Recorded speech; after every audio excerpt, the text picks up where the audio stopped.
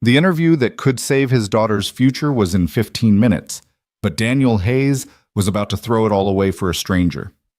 As the speeding truck barreled toward the woman frozen in the intersection, time slowed to a heartbeat. One choice: his career or her life. He didn't hesitate. What Daniel didn't know was that the woman he'd just saved was Clara Donovan, CEO of the very company he was desperate to join. Welcome to a story where losing everything becomes the only way to gain what truly matters. I'm curious, what city are you watching from? Let me know in the comments below how far this story has traveled. The alarm hadn't gone off. Daniel Hayes jolted awake to sunlight streaming through the threadbare curtains of his cramped apartment, his heart immediately hammering against his ribs. The digital clock on the nightstand glowed 7:47 a.m. in accusatory red numbers. His interview at Donovan Technologies was at 9:00 a.m. sharp, 45 minutes away in downtown traffic. "No, no, no," he muttered, throwing off the covers and nearly tripping over yesterday's work clothes. The power must have flickered during the night, resetting the alarm he'd triple-checked before bed. Of all the days for the universe to conspire against him, it had to be today. "Daddy." A small voice drifted from the doorway. Lily stood there in her faded princess pajamas, rubbing sleep from her eyes, her dark hair a tangle of knots that matched his own bedhead. "Morning, sweetheart," Daniel said, forcing his voice to remain calm as he yanked a clean shirt from the closet. The only clean shirt, he realized with a sinking feeling. The laundromat would have to wait another week.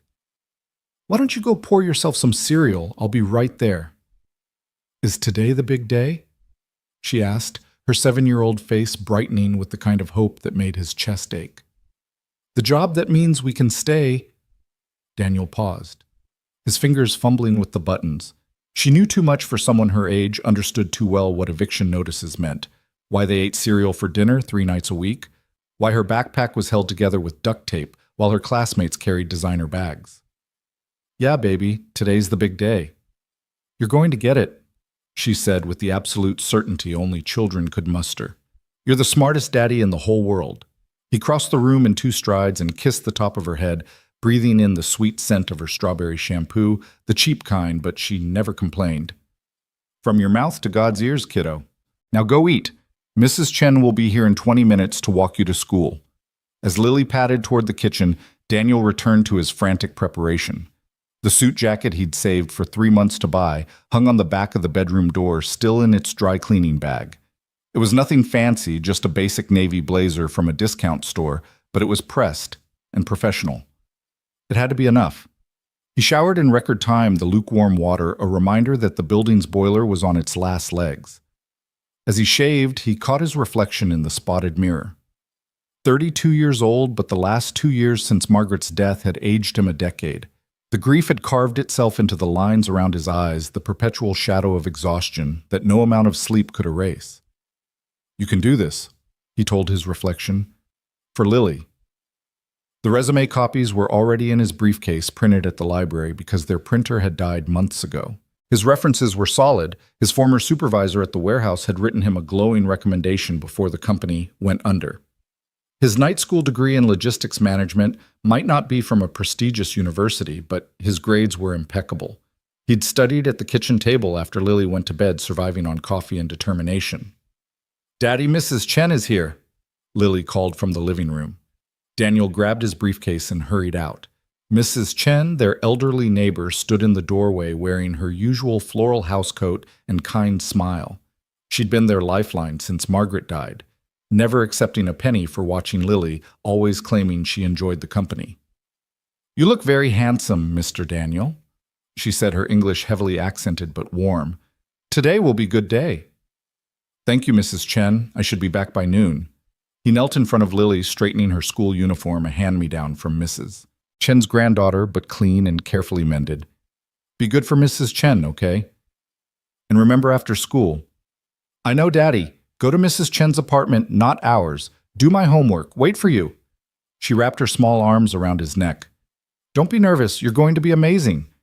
The lump in his throat made it hard to speak. "I love you to the moon and back, to the stars and beyond." She completed their ritual, then whispered in his ear, "Mommy would be proud of you."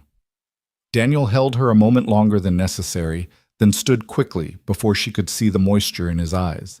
With a final nod to Mrs. Chen, he headed for the door. The morning air hit him like a slap unseasonably cold for October. His breath formed small clouds as he jogged toward the bus stop, checking his watch obsessively. 8:02 a.m.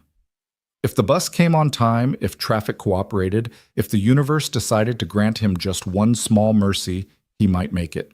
The bus stop was crowded with the usual morning commuters, nurses, heading to the hospital, retail workers clutching coffee cups like lifelines, students with backpacks heavier than Lily. Daniel shifted from foot to foot, his anxiety ratcheting up with each passing minute. 8:08 a.m. No bus. He pulled out his phone, checking the transit app. Next bus, 8:15 a.m. His heart sank.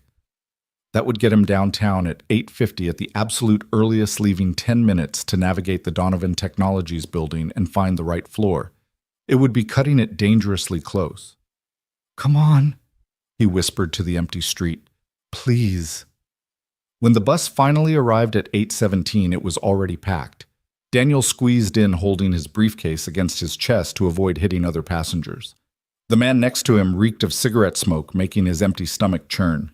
He'd skipped breakfast, too nervous to eat, and wanting to save the last of the milk for Lily's cereal. The bus lurched into motion, and Daniel closed his eyes, mentally rehearsing his interview answers. Why do you want to work for Donovan Technologies? Because it wasn't just a job, it was stability, health insurance, the chance to give Lily the life she deserved. What are your greatest strengths? Determination, attention to detail, the ability to find efficient solutions with limited resources, skills honed by 2 years of single parenthood on a shoestring budget. His phone buzzed. A text from his former coworker, Jake. Heard through the grapevine that Donovan Tech has 200 applicants for that position. Don't want to discourage you, man, but be prepared. 200 applicants for one logistics coordinator position. Daniel's confidence wavered, but he pushed the doubt aside. He couldn't afford doubt. Lily was counting on him. The bus made its way through the city, stopping at every red light as if conspiring to test his patience. 8:32 a.m. They were only halfway downtown. Daniel's leg bounced nervously, earning him annoyed looks from nearby passengers. At 8:41, they hit gridlock. Complete standstill. "Ladies and gentlemen," the bus driver announced over the intercom, "looks like there's an accident up ahead. We're going to be here a while." Daniel's stomach dropped. He pushed his way to the front of the bus. "How long is a while?" The driver shrugged. "Could be 5 minutes, could be 20. No way to know." 20 minutes would make him late. Unacceptably late. The kind of late that would eliminate him from consideration before he even had a chance to prove himself. "I need to get off," Daniel said. "Can't open the doors in traffic, sir. Safety regulations." Daniel looked out the window. They were stuck on the Riverside Bridge cars, packed bumper to bumper in all lanes. The Donovan Technologies building was visible in the distance, its glass facade reflecting the morning sun like a beacon. So close, yet impossibly far. 8:44 a.m. He made a decision that would have horrified him under normal circumstances. "I'm sorry, but this is an emergency." Daniel pushed open the emergency exit at the back of the bus, ignoring the driver's shouts and the alarm that began blaring. He jumped down onto the bridge, his dress shoes hitting the asphalt hard enough to jar his knees. "Hey, you can't do that," someone yelled, but Daniel was already running. He wove between the stopped cars, his briefcase banging against his leg with each stride. Drivers stared at him through their windows, some amused, others annoyed. A few honked their horns, though, whether in encouragement or frustration he couldn't tell. His lungs burned in the cold air, his cheap dress shoes offering no support for running. A quarter mile. That's all that separated him from the interview that could change everything. He could make it. He had to make it. That's when he heard the scream. Daniel skidded to a stop, his head whipping toward the sound. Ahead where the bridge met the downtown streets, there was movement, chaotic, wrong. People were running, pointing their faces, masks of horror. His legs moved before his brain fully processed what he was seeing. A woman stood frozen in the intersection just beyond the bridge, her car door open behind her. She was staring at something in her hands, a phone, maybe completely oblivious to the delivery truck barreling toward her at full speed. The driver was looking down, probably at his own phone, equally unaware of the disaster about to unfold. Time slowed to a crawl. Daniel's mind calculated distances and speeds with the same precision he'd once used to optimize warehouse routes. The truck was 15 seconds away. The woman was 30 feet from him. The math was simple and terrible. He could save her, but it would cost him everything. 8:47 a.m. His interview was in 13 minutes. Lily's face flashed through his mind. Not as she was this morning, full of hope, but as she'd been the day they'd received the last eviction notice. The quiet acceptance in her eyes, the way she'd asked if they'd have to leave her school too, if she'd have to say goodbye to her friends. The way she'd said it was okay, that as long as they were together, she didn't need anything else. But she did need more. She deserved more. The truck was 10 seconds away. Daniel dropped his briefcase and ran. Not toward the Donovan Technologies building, not toward the interview that could save them, but toward the woman who stood frozen in death's path, her expensive suit and designer heels a stark contrast to his discount store blazer and scuffed shoes. "Move!" he screamed, but she didn't hear him or couldn't process it or was too shocked to respond. 7 seconds. His father had been a high school football coach before the factory job that slowly killed him. Daniel had spent countless afternoons watching practice, absorbing lessons about leverage and momentum and the proper way to tackle. He'd never made the team too small, too slow, but the knowledge remained. 5 seconds. The truck driver finally looked up, his eyes widening in horror. The squeal of brakes split the air, but physics was unforgiving. 40 tons of steel and cargo couldn't stop in time. 3 seconds. Daniel hit the woman at full speed, wrapping his arms around her waist and driving forward with every ounce of strength in his legs. They flew sideways, her phone clattering across the asphalt, her surprised gasp hot against his ear. The world became a blur of motion and noise, the truck's horn blaring tires screaming against pavement, the collective scream of witnesses. They hit the ground hard, Daniel taking the brunt of the impact on his shoulder and hip. Pain exploded through his body as they rolled asphalt, tearing through his suit jacket like paper. The truck roared past, so close he felt the wind of its passage, smelled the hot rubber and diesel exhaust. Then sudden stillness. Daniel lay on his back, his chest heaving, his body a symphony of pain.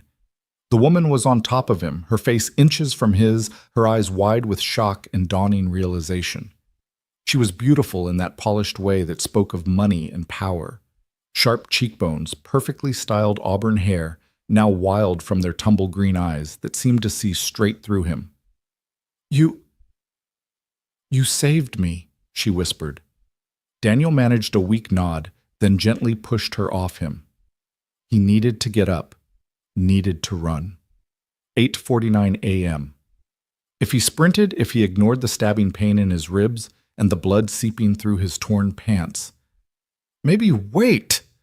The woman grabbed his arm as he struggled to his feet. "You're hurt. You need an ambulance." "I'm fine." He pulled free, looking desperately toward the Donovan Technologies building. "I have to go." "Are you insane? You were just hit by, well, we were almost hit by a truck. You need medical attention." "I need that job." He said more to himself than to her and started limping toward his briefcase, which lay scattered across the intersection, his carefully prepared resumes now dancing in the wind like oversized confetti. The woman followed him, her designer heels clicking against the asphalt. One heel was broken, making her gait uneven. "At least let me help you. Let me call someone. You saved my life." "Lady, I appreciate the concern, but I just threw away my daughter's future to save you. So please just let me try to salvage something from this disaster." He bent to gather the resumes, biting back a groan as his ribs protested. Half of them were ruined, torn, or marked by tire tracks. His briefcase had sprung open on impact, spilling everything. His meager lunch, a peanut butter sandwich he'd made for after the interview, Lily's school photo that he kept for luck, the folder with his certificates and recommendations. 8:51 a.m. It was over. Even if he ran, which his body was clearly incapable of doing, he'd never make it in time. Companies like Donovan Technologies didn't give second chances to people who showed up late, especially not when they had 199 other candidates to choose from. "Your daughter?" the woman asked softly, picking up Lily's photo. It was the one from last year's school picture day. Lily grinning with her 2 front teeth missing, wearing the dress Margaret had bought her before the cancer diagnosis. Daniel snatched the photo back, perhaps more roughly than necessary. Forget it, just forget it. He stood there in the middle of the intersection, his ruined suit jacket flapping in the morning breeze, watching the Donovan Technologies building like it was a life raft floating away from his sinking ship. Cars were beginning to move again, drivers honking and swerving around them. "We should get out of the road," the woman said. Daniel laughed, a bitter sound that hurt his ribs. "Yeah, wouldn't want to cause any more problems." He limped to the sidewalk, the woman still following despite her broken heel. A crowd had gathered, people with their phones out, probably posting videos of the crazy man who'd run across the bridge and tackled a woman in the street. Tomorrow's viral sensation. Perfect. "Sir, are you all right?" A police officer approached, his hand resting casually on his belt. "We got reports of a man causing a disturbance on the bridge." "That was me," Daniel admitted. "I had to get off the bus. There was an emergency." "The emergency being saving my life," the woman interjected, stepping forward with a natural authority that made the officer straighten. "This man just prevented a fatal accident. If anything, he should be commended." The officer looked between them, taking in Daniel's torn clothes and the woman's disheveled but obviously expensive appearance. "Ma'am, are you saying this man—" "Saved my life, yes. I was distracted, didn't see the truck. He pushed me out of the way." She pulled out her phone, a newer model that probably cost more than Daniel's monthly rent. "I need to call my office, let them know I'll be late. Officer, is there paperwork we need to fill out?" "We'll need statements from both of you," the officer said. "The truck driver too, once we track him down. He left the scene." "He probably didn't even know how close he came to hitting us," Daniel said. "I don't want to press charges or anything. I just want to go home." "Sir, you should really have those injuries looked at," the officer said, gesturing to Daniel's visible scrapes and the way he was favoring his left side. "I'm fine." "He's not fine," the woman said. "He needs medical attention, and I'm going to make sure he gets it." "Lady Clara," she said. "Clara Donovan." Daniel froze. The world seemed to tilt on its axis. "Donovan? As in, Donovan Technologies, yes." She extended her hand, which he stared at like it might bite him. "And you are—" "Unemployed," he said flatly. "Daniel Hayes, formerly hopeful job applicant, currently unemployed idiot who just ruined his only chance at an interview with your company." Her eyebrows rose. "You were coming to interview with us."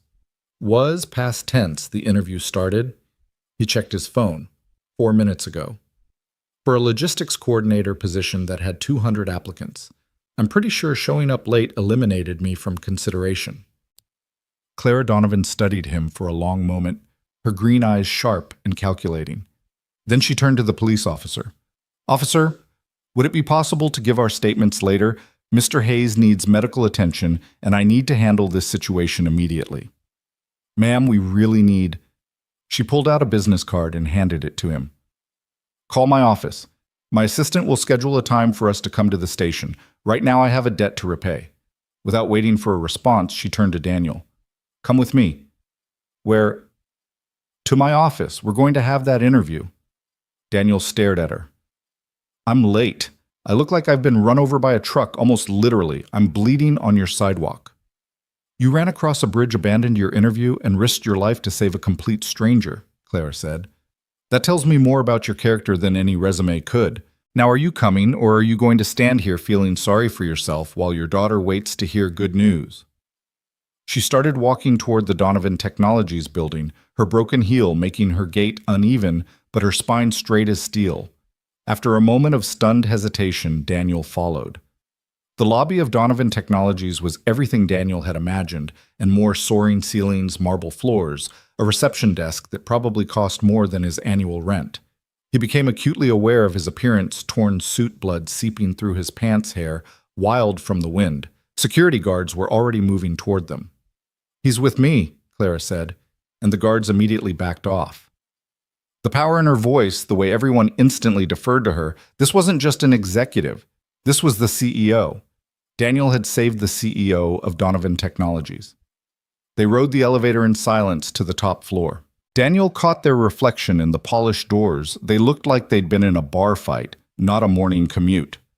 Clara was typing rapidly on her phone, occasionally glancing at him with an expression he couldn't read. The elevator opened into an executive suite that took his breath away. Floor-to-ceiling windows offered a panoramic view of the city. Modern art that probably cost more than he'd make in a lifetime adorned the walls. An assistant immediately rushed forward. "Miss Donovan, we've been trying to reach you. The Hartford meeting." "Postpone it." Clara didn't break stride. "Clear my morning and get the first aid kit. Also call down to HR. Tell them to send up everyone involved in the logistics coordinator interviews." "Ma'am." "Now, Patricia." Clara led Daniel into her office, a space larger than his entire apartment. She gestured to a leather chair. "Sit before you fall over."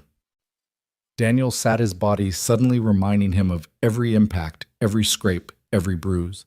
His shoulder throbbed where he'd hit the ground, and he was pretty sure he'd cracked a rib. Patricia returned with a first aid kit and a glass of water. Clara took the kit and, to Daniel's surprise, knelt in front of him, beginning to clean the scrape on his hand with gentle efficiency. "You don't have to." "Yes, I do." She didn't look up from her work.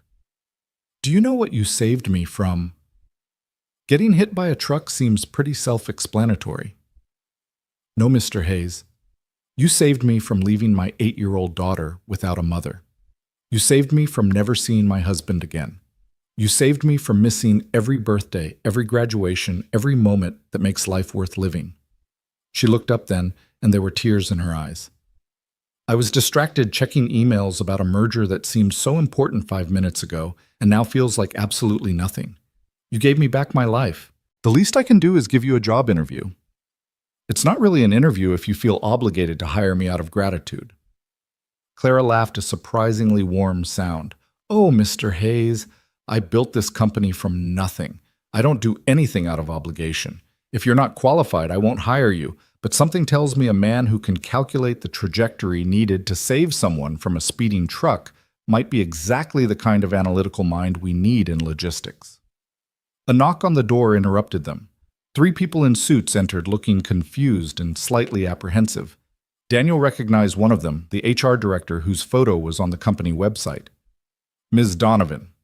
The HR director said, "You wanted to see us about the logistics coordinator position." "Yes, I want you to interview Mr. Hayes here." They looked at Daniel's disheveled appearance with barely concealed surprise. "Ma'am," the HR director said carefully, "Mr. Hayes missed his scheduled interview time. We've already begun evaluating other candidates." "Then unevaluate them. Mr. Hayes had an emergency." "With respect, Ms. Donovan, we have a process. If we make exceptions—" Clara stood, and the temperature in the room seemed to drop 10 degrees. "Mr. Hayes missed his interview because he was saving my life. He abandoned his opportunity to push me out of the path of a truck. Now you can either interview him, or you can explain to the board why you turned away someone who exemplifies the exact qualities we claim to value in this company: sacrifice, quick thinking, and putting others before himself. Your choice." The HR team exchanged glances. The director cleared his throat. "Of course, Mr. Hayes, would you like a moment to freshen up?" Daniel looked down at himself, torn clothes, blood dirt. "I think we're past that point. Let's just do this." What followed was the strangest interview of his life. He answered questions about supply chain optimization while Clara personally bandaged his scraped hands.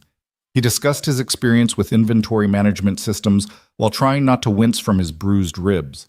He presented his ideas for improving efficiency, ideas he'd spent countless late nights developing while sitting in a CEO's office that looked like something from a movie. But as he talked, something shifted. The interviewer stopped seeing his torn clothes and started listening to his ideas. He told them about redesigning the warehouse layout at his previous job, increasing efficiency by 23% with zero budget. He explained how being a single parent had taught him to maximize resources to find creative solutions when traditional ones weren't available. He shared his vision for predictive logistics modeling using data analysis to anticipate problems before they occurred. "Your resume says you only have an associate's degree," one interviewer noted. "That's correct. I was working on my bachelor's, but my wife got sick. Medical bills, raising a daughter alone, continuing education became a luxury I couldn't afford. But I've kept learning. I audit online courses when Lily's asleep. I read every industry publication the library has. A degree is just paper. Knowledge is what matters. And what makes you think you can compete with candidates who have master's degrees from top universities? Daniel thought about Lily, about the eviction notice, about all the nights he'd stayed up studying while she slept, determined to build something better for her. Because none of them want this as much as I do, he said simply. They see a job. I see a future. They're climbing a ladder. I'm trying to build a foundation. You want someone who will give 110%. I've been giving that just to survive. Imagine what I could do with actual resources and support. Clara had been quiet throughout the interview, but Daniel could feel her watching him evaluating. When the interviewers finished their questions, she finally spoke. Tell me about your daughter. It wasn't a typical interview question, but nothing about this morning had been typical. Lily's 7. She's everything. Smart, kind, resilient in ways no 7-year-old should have to be. She does her homework at the library because it's quieter than our apartment. She tells me she likes cereal for dinner because it's her favorite, not because she knows it's all we can afford sometimes. His voice caught. She lost her mom 2 years ago and still finds reasons to smile every day. She makes me want to be better than I am. And what would this job mean for her? Stability. Real food instead of cereal dinners. New shoes instead of hoping the duct tape holds. Staying in the same school with her friends. Maybe even, he paused, feeling embarrassed by the dream, maybe even college someday. A real chance at a future that's bigger than just getting by. Clara stood. Thank you, Mr. Hayes. We'll be in touch. The dismissal was clear. Daniel rose his body, protesting every movement. Thank you for the opportunity, and thank you for not letting my heroics go to waste. He made it to the door before Clara spoke again. Mr. Hayes, be here Monday morning, 8 a.m. sharp. Patricia will have your employment paperwork ready. Daniel turned certain he'd misheard. I'm sorry. The job, it's yours if you want it. But the other candidates had perfect resumes and rehearsed answers. You had the courage to sacrifice everything for a stranger. In my experience, the latter is much harder to find. She smiled the first genuine smile he'd seen from her. Plus, you're right. Your ideas for predictive modeling are exactly what we need. I'd be an idiot to let you walk out of here. Daniel stood, frozen, unable to process what was happening. I don't know what to say. Say you'll be here Monday, on time. And Mr. Hayes, wear a suit that isn't torn. We'll advance your first paycheck to cover it. The tears came then sudden and unstoppable. Daniel Hayes, who hadn't cried since Margaret's funeral, stood in the doorway of a CEO's office and wept. Thank you, he managed. Thank you. No, Mr. Hayes, thank you. You reminded me that some things matter more than meetings and mergers. Now go home. Tell your daughter the good news. And for God's sake, see a doctor about those ribs. Daniel nodded, not trusting his voice, and left the office. He made it to the elevator before his legs gave out and he had to lean against the wall for support. His phone buzzed a text from Mrs. Chen asking if everything was okay. Everything was more than okay. Everything was impossible and miraculous, and proof that sometimes, just sometimes, doing the right thing led to the right outcome. He called Mrs. Chen first. Can you keep Lily after school? I need to stop by the hospital, then I have good news to share. You got the job, she asked excitedly. I got more than that, Mrs. Chen. I got a chance. The hospital confirmed 2 cracked ribs and multiple contusions, nothing that wouldn't heal with time. They wanted to keep him for observation, but Daniel signed himself out. He had a daughter to see, news to share, a future to start planning. He stopped at the grocery store on the way home, using his last $20 to buy ingredients for a real dinner. Chicken, vegetables, even ice cream for dessert. The cashier looked at his bandaged hands and torn clothes with concern, but Daniel just smiled. When he finally made it home, Lily was doing homework at the kitchen table, her tongue poking out in concentration, the way it always did when she was focused. She looked up as he entered, her face shifting from hope to concern in an instant. Daddy, what happened? You look hurt. I'm okay, baby. Just a little adventure on the way to the interview. Did you get the job? The hope in her voice was almost painful. Daniel knelt in front of her, ignoring his protesting ribs. Yeah, sweetheart, I got the job. Lily launched herself at him, and he caught her despite the pain, holding her tight as she laughed and cried simultaneously. I knew it. I knew you would. You're the best daddy in the whole world. There's more, he said, setting her down. We're going to be okay, Lily. Really okay. No more worrying about rent. No more cereal dinners unless you actually want them. You can stay in your school with your friends. Really? Really? She hugged him again, gentler this time, noticing his wince. Daddy, why are you hurt? So he told her, editing out the scarier parts, turning it into an adventure story about helping someone who needed it. Lily listened with wide eyes, her hand holding his. You gave up your interview to save someone, she asked when he finished. I almost did. But it turned out the person I saved was the boss of the whole company. Lily giggled. Like in a fairy tale. Kind of, yeah. Mommy would be proud of you, she said solemnly. You did the right thing even when it was hard. Daniel pulled her close, breathing in her strawberry shampoo scent. You know what I think she would be? That night, as Daniel tucked Lily into bed, she asked, Daddy, do you think good things happen to good people? He thought about the morning, the missed alarm, the desperate run, the moment of choice that could have cost them everything but instead had given them a new beginning. Sometimes baby, not always, but sometimes, and today was definitely a sometimes. I love you, Daddy. To the moon and back, to the stars and beyond. As she drifted off to sleep, Daniel stood in her doorway, watching her peaceful face in the glow of her nightlight. Tomorrow, he'd have to figure out how to get a new suit, how to prepare for a job he'd barely dared to dream about, how to navigate a corporate world he'd only seen from the outside. But tonight, for the first time in 2 years, he allowed himself to believe that maybe, just maybe, they were going to be more than okay. His phone buzzed. A text from an unknown number. Mr. Hayes, this is Clara Donovan. I wanted to check that you got medical attention. Also, I've arranged for our company tailor to meet you tomorrow at 2 p.m. for your new suit. The address is attached. Don't argue, consider it a signing bonus. Welcome to Donovan Technologies. You've already proven you belong here. Daniel smiled, looking back at Lily's sleeping form. The sacrifice had been worth it. The desperate run, the moment of choice, the leap of faith, all of it had led to this moment, this chance, this new beginning. Sometimes losing everything really was the only way to gain what truly mattered. And sometimes Daniel thought as he headed to his own bed, exhausted but hopeful for the first time in years, the universe had a plan after all, even if that plan involved nearly getting hit by a truck to find it. The weekend passed in a blur of preparation and disbelief. Daniel stood in front of his bathroom mirror Monday morning, adjusting the tie on his new suit for the third time. The fabric felt foreign against his skin, soft wool instead of polyester, perfectly tailored instead of off the rack. The company tailor had insisted on 2 suits despite Daniel's protests, claiming Miss Donovan had been very specific about ensuring he had proper attire. Daddy, you look like a businessman from TV, Lily said from the doorway, her eyes wide with admiration. Feel like an imposter, Daniel muttered, then forced a smile for his daughter. But thank you, sweetheart. You ready for school? Mrs. Chen is walking me today, remember? Because you have to be at work early. Work. The word still felt surreal. After 2 years of odd jobs, warehouse shifts, and unemployment checks that never quite covered everything, he had real work. A salary, benefits, a future that extended beyond the next overdue bill. Right, I'll pick you up after school.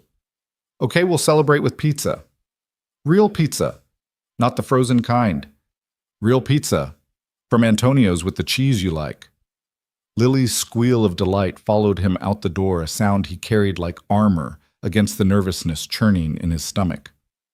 The commute to Donovan Technologies felt different this time. No desperate running, no racing against time. He'd left 45 minutes early, paranoid about being late on his first day. The bus was filled with the same faces from last week, but Daniel felt like he'd crossed into a different world entirely. He arrived at the building 20 minutes early and spent 10 of them standing outside gathering courage. The security guard from Friday recognized him. How could he not after the spectacle Daniel had made and offered a friendly nod? Ms. Donovan told us to expect you, Mr. Hayes. Elevator straight to the 10th floor. HR is waiting. The 10th floor, not the executive suite. Daniel felt both relief and disappointment. Of course, Clara Donovan wouldn't be handling his orientation personally. She'd already done more than he could have imagined. Patricia Clare's assistant met him at the elevator. Mr. Hayes, good morning. You look much better than the last time I saw you. Amazing what not being hit by traffic can do for your appearance. Daniel replied, then immediately worried the joke was inappropriate. But Patricia smiled. Ms. Donovan speaks highly of your quick thinking. She doesn't do that often, so you've made quite an impression. This way, please. The next 3 hours were a whirlwind of paperwork, ID photos, and information that made Daniel's head spin. His salary was more than double what he'd made at the warehouse. The health insurance started immediately, real insurance, not the catastrophic coverage he'd barely been able to maintain for Lily. There was even a college savings plan the company would contribute to. This has to be a mistake, Daniel said when the HR representative showed him the benefits package. This is for senior positions, isn't it? Ms. Donovan was very specific about your compensation package, the woman replied. She said, and I quote, "Make sure Mr. Hayes never has to worry about choosing between his job and doing the right thing again." By lunch, Daniel was installed in his new office, not a cubicle, an actual office with a door and a window overlooking the city. His nameplate was already on the desk, Daniel Hayes, logistics coordinator. He ran his fingers over the letters, half expecting them to smudge to prove this was all some elaborate dream. A knock on his door interrupted his reverie. A man entered, tall and sharp-featured, with the kind of aggressive confidence that immediately put Daniel on edge. "So you're the hero," the man said, though his tone suggested the word tasted sour. "Marcus Webb, Senior Logistics Manager. I'll be your direct supervisor." Daniel stood extending his hand. "Daniel Hayes. Nice to meet you." Marcus's handshake was deliberately crushing. "Let's be clear about something, Hayes. I don't care what you did for Ms. Donovan. I've been here 8 years, worked my way up from the mailroom. I don't appreciate having someone dropped into my department because they played Superman." "I understand your concern." "No, I don't think you do." Marcus stepped closer, lowering his voice. "I had someone lined up for this position, someone qualified with a master's degree and 5 years of experience, someone who didn't get the job because you had the luck to be in the right place at the right time." Daniel felt his jaw clench. After years of rejection, of being told he wasn't enough, he'd finally caught a break, and now this. "With respect, Mr. Webb, I didn't ask for special treatment. I came to interview like everyone else." "Except you didn't interview like everyone else, did you? You got a private session with the CEO herself. You think that's fair to the other candidates? You think it was fair when my wife died and I had to drop out of college to raise my daughter alone? You think it was fair when I got laid off because the warehouse shut down? Not because of my performance, but because of corporate economics?" Daniel's voice remained steady, but there was steel beneath it. "Fair is a luxury I haven't been able to afford for a long time.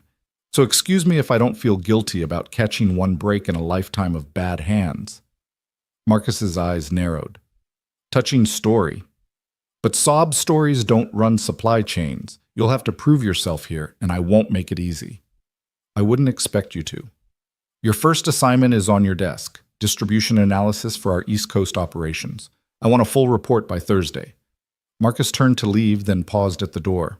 "That's the kind of project I usually give people 2 weeks to complete. Let's see if you're as clever as Ms. Donovan thinks you are." After Marcus left, Daniel sank into his chair, the weight of the challenge settling on his shoulders. He opened the folder on his desk, scanning the scope of the project. It was massive, 18 distribution centers, hundreds of routes, thousands of data points. Marcus was right. This was at least a 2-week project, probably more. But Daniel had spent 2 years stretching $1 into 5, making miracles out of grocery money, finding ways to make the impossible possible. This was just another puzzle, and he'd gotten very good at solving puzzles. He worked through lunch, mapping out the distribution network, identifying patterns and inefficiencies. His notebook filled with calculations, route optimizations, and ideas for consolidation that could save the company significant money. By 3 o'clock, he'd built a preliminary framework that would cut transportation costs by 12% without sacrificing delivery times. His phone buzzed, a reminder about picking up Lily. For the first time in 2 years, he had to arrange his work around his life, not the other way around. He saved his work, grabbed his jacket, and headed for the elevator. As the doors were closing, a hand shot through, forcing them open. Clara Donovan stepped in, looking as polished as she had that first day, no trace of the woman who'd almost been killed in traffic. "Mr. Hayes, how's your first day, bit?" "Educational," Daniel replied carefully. "Marcus Webb has given me quite the welcome assignment." Clara's expression didn't change, but something shifted in her eyes. "The East Coast distribution analysis. That's typically a team project. He mentioned it might be challenging." Challenging. She seemed to taste the word. "Marcus is testing you. He resents my involvement in hiring decisions." "I can handle it. I know you can. That's why you're here." The elevator opened at the lobby. "How's your daughter?" "Excited about real pizza tonight. It's been a while since we could afford Antonio's." Clara pulled out her phone, typed something quickly. "You'll find a gift card in your email. Antonio's is excellent, but their dessert menu is even better. Every 7-year-old deserves tiramisu." Before Daniel could protest, she was gone, striding toward a waiting town car. He stood in the lobby, phone in hand, seeing the email notification pop up. The gift card was for $200. Enough for several dinners, not just one. He wanted to be proud to refuse charity. But then he thought of Lily's face when she saw the dessert menu, the way her eyes would light up at having choices instead of limits. Pride was another luxury he couldn't afford, at least not yet. The school pickup line was filled with minivans and SUVs, parents scrolling through phones while waiting for their children. Daniel stood at the Walker's gate, where he always met Lily, watching for her bright purple backpack in the stream of students. She came running, as always, but this time she was accompanied by another girl, blonde and well-dressed, clearly from one of the wealthier families. "Daddy, this is Emma. She's in my class. I told her you got a really important job, and she didn't believe me." Emma looked at Daniel with the skeptical assessment only 7-year-olds could manage. "Lily said you work in a big building with glass elevators. That's not true, is it?" "It is true," Daniel said, kneeling to their level. "Would you like to see a picture?" He showed them the photo he'd taken from his office window. Both girls gasped appropriately. "See," Lily said triumphantly. "I told you my daddy was important." "That's so cool," Emma admitted. "My dad just works at a bank. It's boring." As Emma ran to her mother's Lexus, Lily slipped her hand into Daniel's. "Is it okay that I told her I was just so proud?" "It's always okay to be proud, sweetheart. Just remember, the job doesn't make someone important. How they treat people does. Like how you saved that lady, 'cause..." Something like that. Antonio's was everything Daniel remembered from the before times when Margaret was alive and they could occasionally splurge on a nice dinner. The smell of garlic and basil, the warm lighting, the gentle hum of families enjoying meals together. Lily's eyes went wide when the waiter handed her a menu. "I can really choose anything you want." She ordered with the seriousness of someone making a life-changing decision, finally settling on cheese ravioli after extensive deliberation. When the dessert menu came and Daniel told her to pick something, she looked like she might cry. "This is the best day ever," she whispered, and Daniel had to look away, blinking hard. They were halfway through Lily's tiramisu when a familiar voice made Daniel look up. "Well, this is a pleasant surprise." Clara Donovan stood by their table, dressed casually in jeans and a sweater, looking nothing like the CEO who commanded boardrooms. Next to her was a girl about Lily's age with Clara's auburn hair and sharp features. "Ms. Donovan." Daniel started to stand, but she waved him down. "Clara, please, we're not in the office. This is my daughter, Sophie." Sophie was eyeing Lily's tiramisu with obvious envy. "Mom, can I have dessert too?" "After dinner, sweetheart," Clara gestured to an empty chair. "May we join you? I hate eating alone, and Sophie's father is traveling for business." Daniel nodded, still stunned by the surreal turn his life had taken. 3 days ago, he was nobody. Now the CEO of a major company was asking to share his table. Sophie and Lily fell into immediate conversation about school dolls and the mysterious politics of second grade. Clara ordered wine for the adults and dinner for herself and Sophie, waving off Daniel's attempts to split the check. "How did the East Coast project land on your desk?" Clara asked once the girls were deep in discussion about their favorite books. "Marcus Webb wanted to test me. And I'll have it done by Thursday." Clara raised an eyebrow.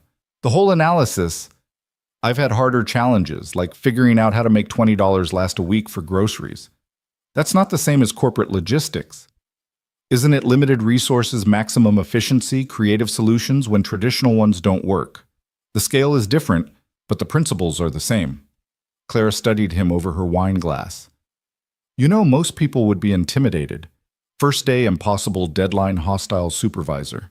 Most people haven't had to explain to their kid why there's no food in the fridge. After that, corporate politics seem pretty manageable." "Daddy used to make games when we had cereal dinner," Lily piped up, having overheard. "He'd pretend we were astronauts and it was space food." Daniel felt heat rise to his cheeks, but Clara smiled. "That's resourceful. Sophie, remember when we had to camp in the living room when the power went out?" "You made it an adventure," Sophie said. "We had flashlight stories and cold sandwiches." "Parents do what they have to do," Clara said, meeting Daniel's eyes with understanding. The conversation drifted to safer topics, the girls' school activities, the upcoming autumn festival, a normal parent concerns that felt extraordinary to Daniel after so long surviving in crisis mode. When they finally parted ways, Sophie and Lily had exchanged phone numbers, already planning a playdate. "She doesn't have many friends," Clara said quietly, while the girls ran ahead to look at the restaurant's fish tank. "Being the boss's daughter comes with its own challenges." "Lily could use a friend, too. Being the poor kid hasn't been easy." "Maybe they can help each other." Clara paused, then added, "Marcus won't let up, you know. He sees you as a threat." "Because you hired me. Because you represent change. Marcus has built his little kingdom in logistics, and he doesn't want anyone disturbing it. Be careful, but don't back down. The company needs fresh perspectives." That night, after Lily was asleep, Daniel spread his work across the kitchen table, diving deep into the distribution analysis. He worked until 2 a.m., fueled by coffee and determination, finding patterns Marcus probably hoped he'd miss. The East Coast operations were hemorrhaging money through redundant routes and poor warehouse placement. But more interesting were the discrepancies in the reporting numbers that didn't quite add up costs that seemed inflated. He documented everything, meticulously building a case not just for improvement, but for investigation. By Wednesday night, he had a complete report that would typically take a team weeks to compile. Thursday morning, he placed the bound report on Marcus's desk, watching the man's expression shift from smugness to surprise, to something darker as he flipped through the pages. "This is comprehensive," Marcus said carefully. "You'll find the cost-saving recommendations on page 47. Implementation could save the company $3 million annually. And these discrepancies you've noted. I'm sure there are explanations. Accounting errors, perhaps?" Marcus's jaw tightened. "I'll review this with the team." But by lunch, Daniel was summoned to Clara's office. She had his report on her desk tabs, marking several pages. "You found the Henderson kickbacks," she said without preamble. "I found irregularities. I don't know enough to call them kickbacks." "But you suspected." "The patterns were consistent with inflated invoicing.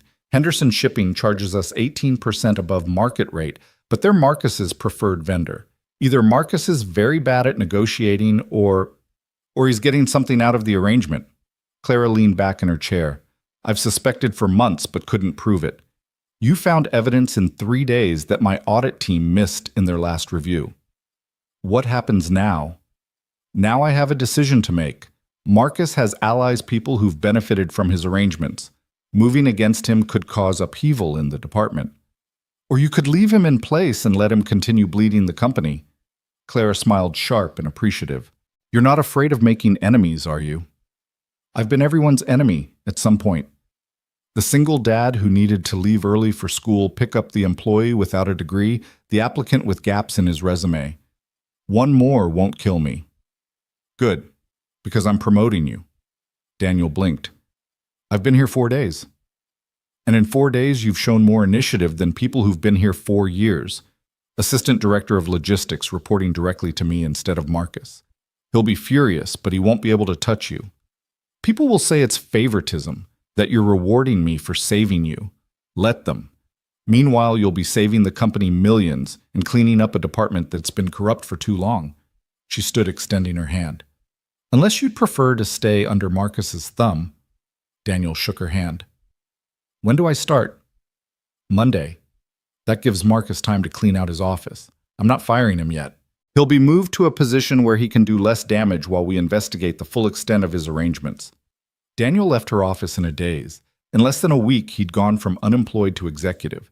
It felt impossible, like at any moment someone would reveal it was all a mistake or a dream. His phone rang. Lily's school.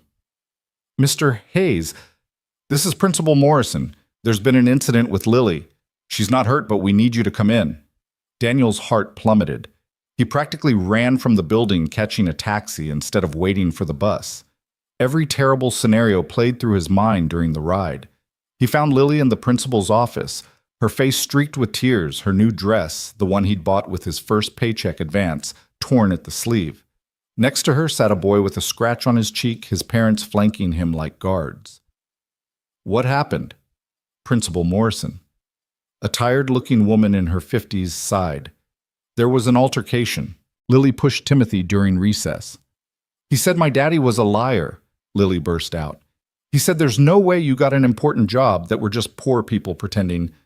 Daniel knelt beside his daughter, his anger at the boy warring with the need to handle this properly. Lily, we don't solve problems with our hands. But he wouldn't stop.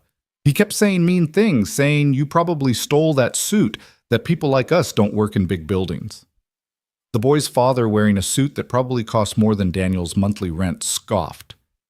Maybe if you taught your daughter her place, this wouldn't happen. Excuse me.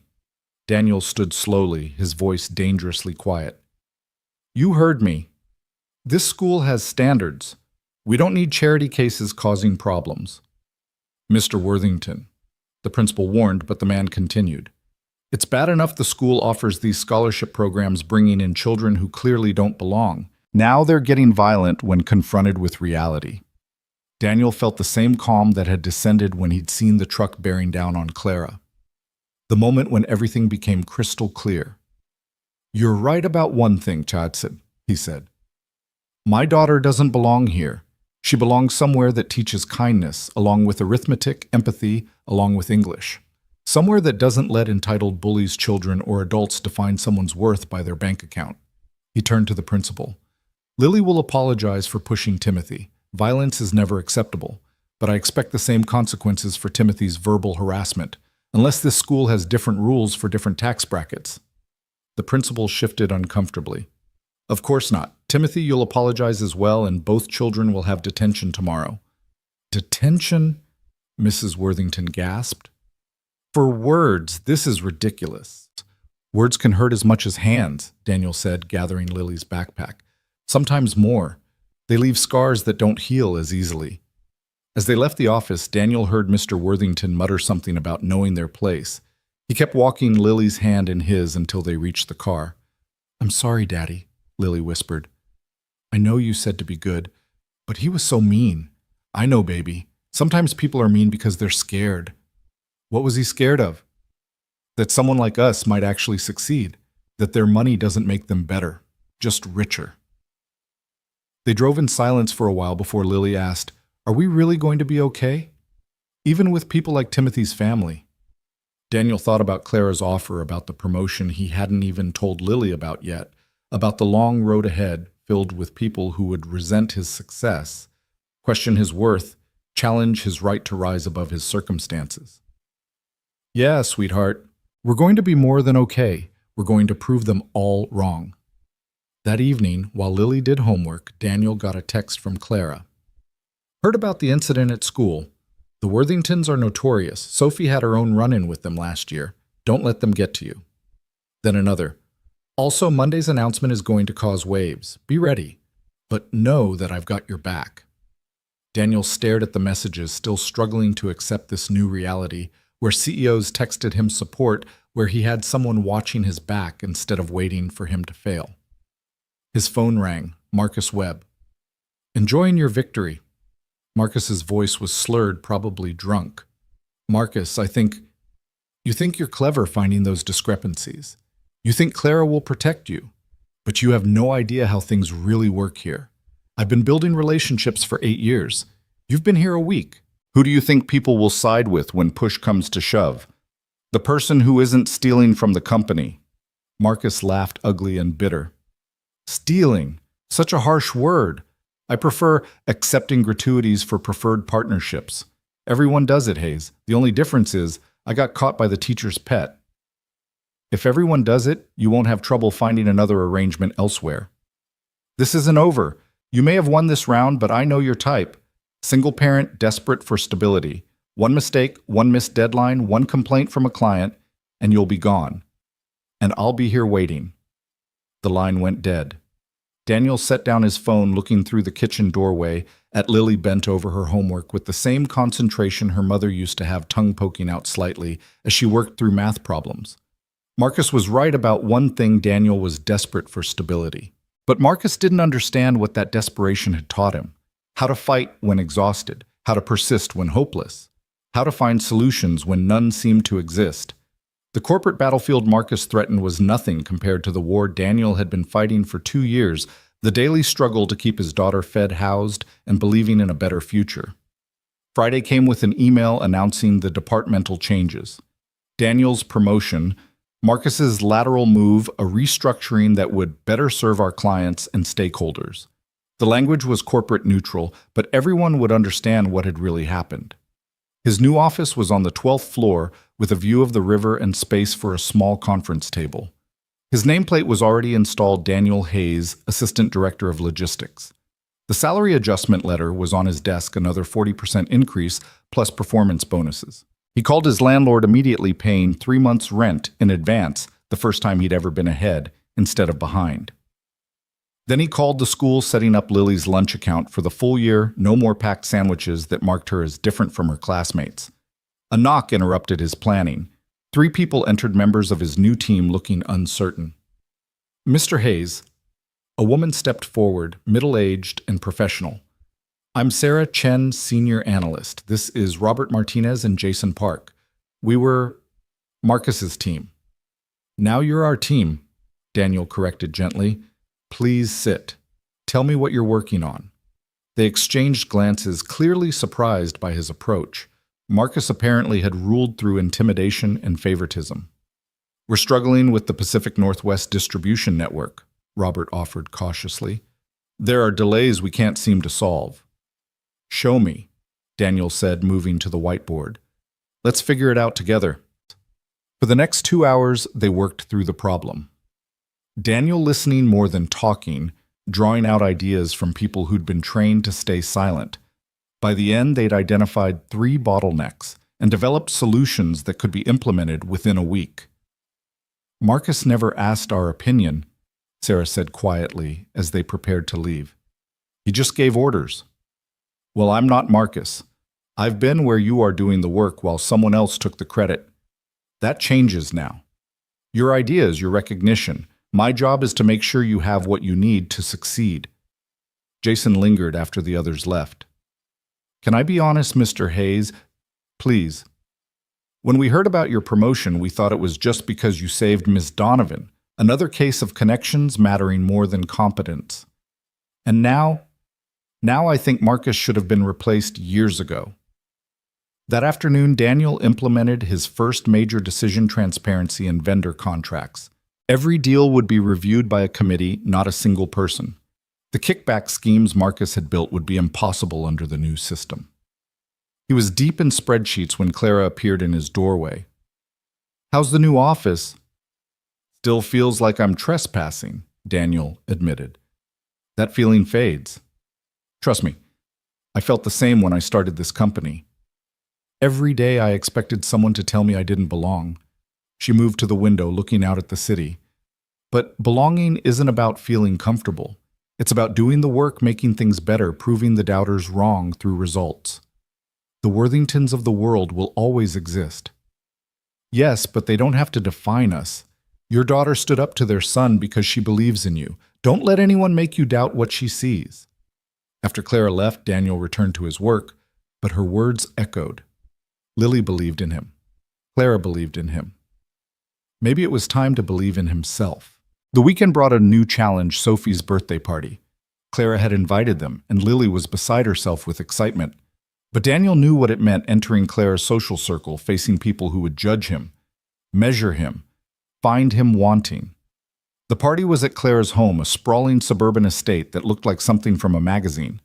Cars in the driveway cost more than Daniel had made in the past 5 years combined. Parents clustered in groups, designer clothes and perfect smiles, conversations about vacation homes and private schools. "Daddy, look, they have a bouncy castle." Lily ran off to join Sophie and the other children, leaving Daniel to navigate the adult terrain alone. "You must be the new hire," a woman said, her tone suggesting new hire was code for something less pleasant. Clara mentioned she'd made an unconventional choice. Daniel Hayes. He offered his hand, which she took briefly as if afraid poverty might be contagious. "Vivian Ashford, my husband is on the board. We were quite surprised when Clara bypassed the usual channels for your position.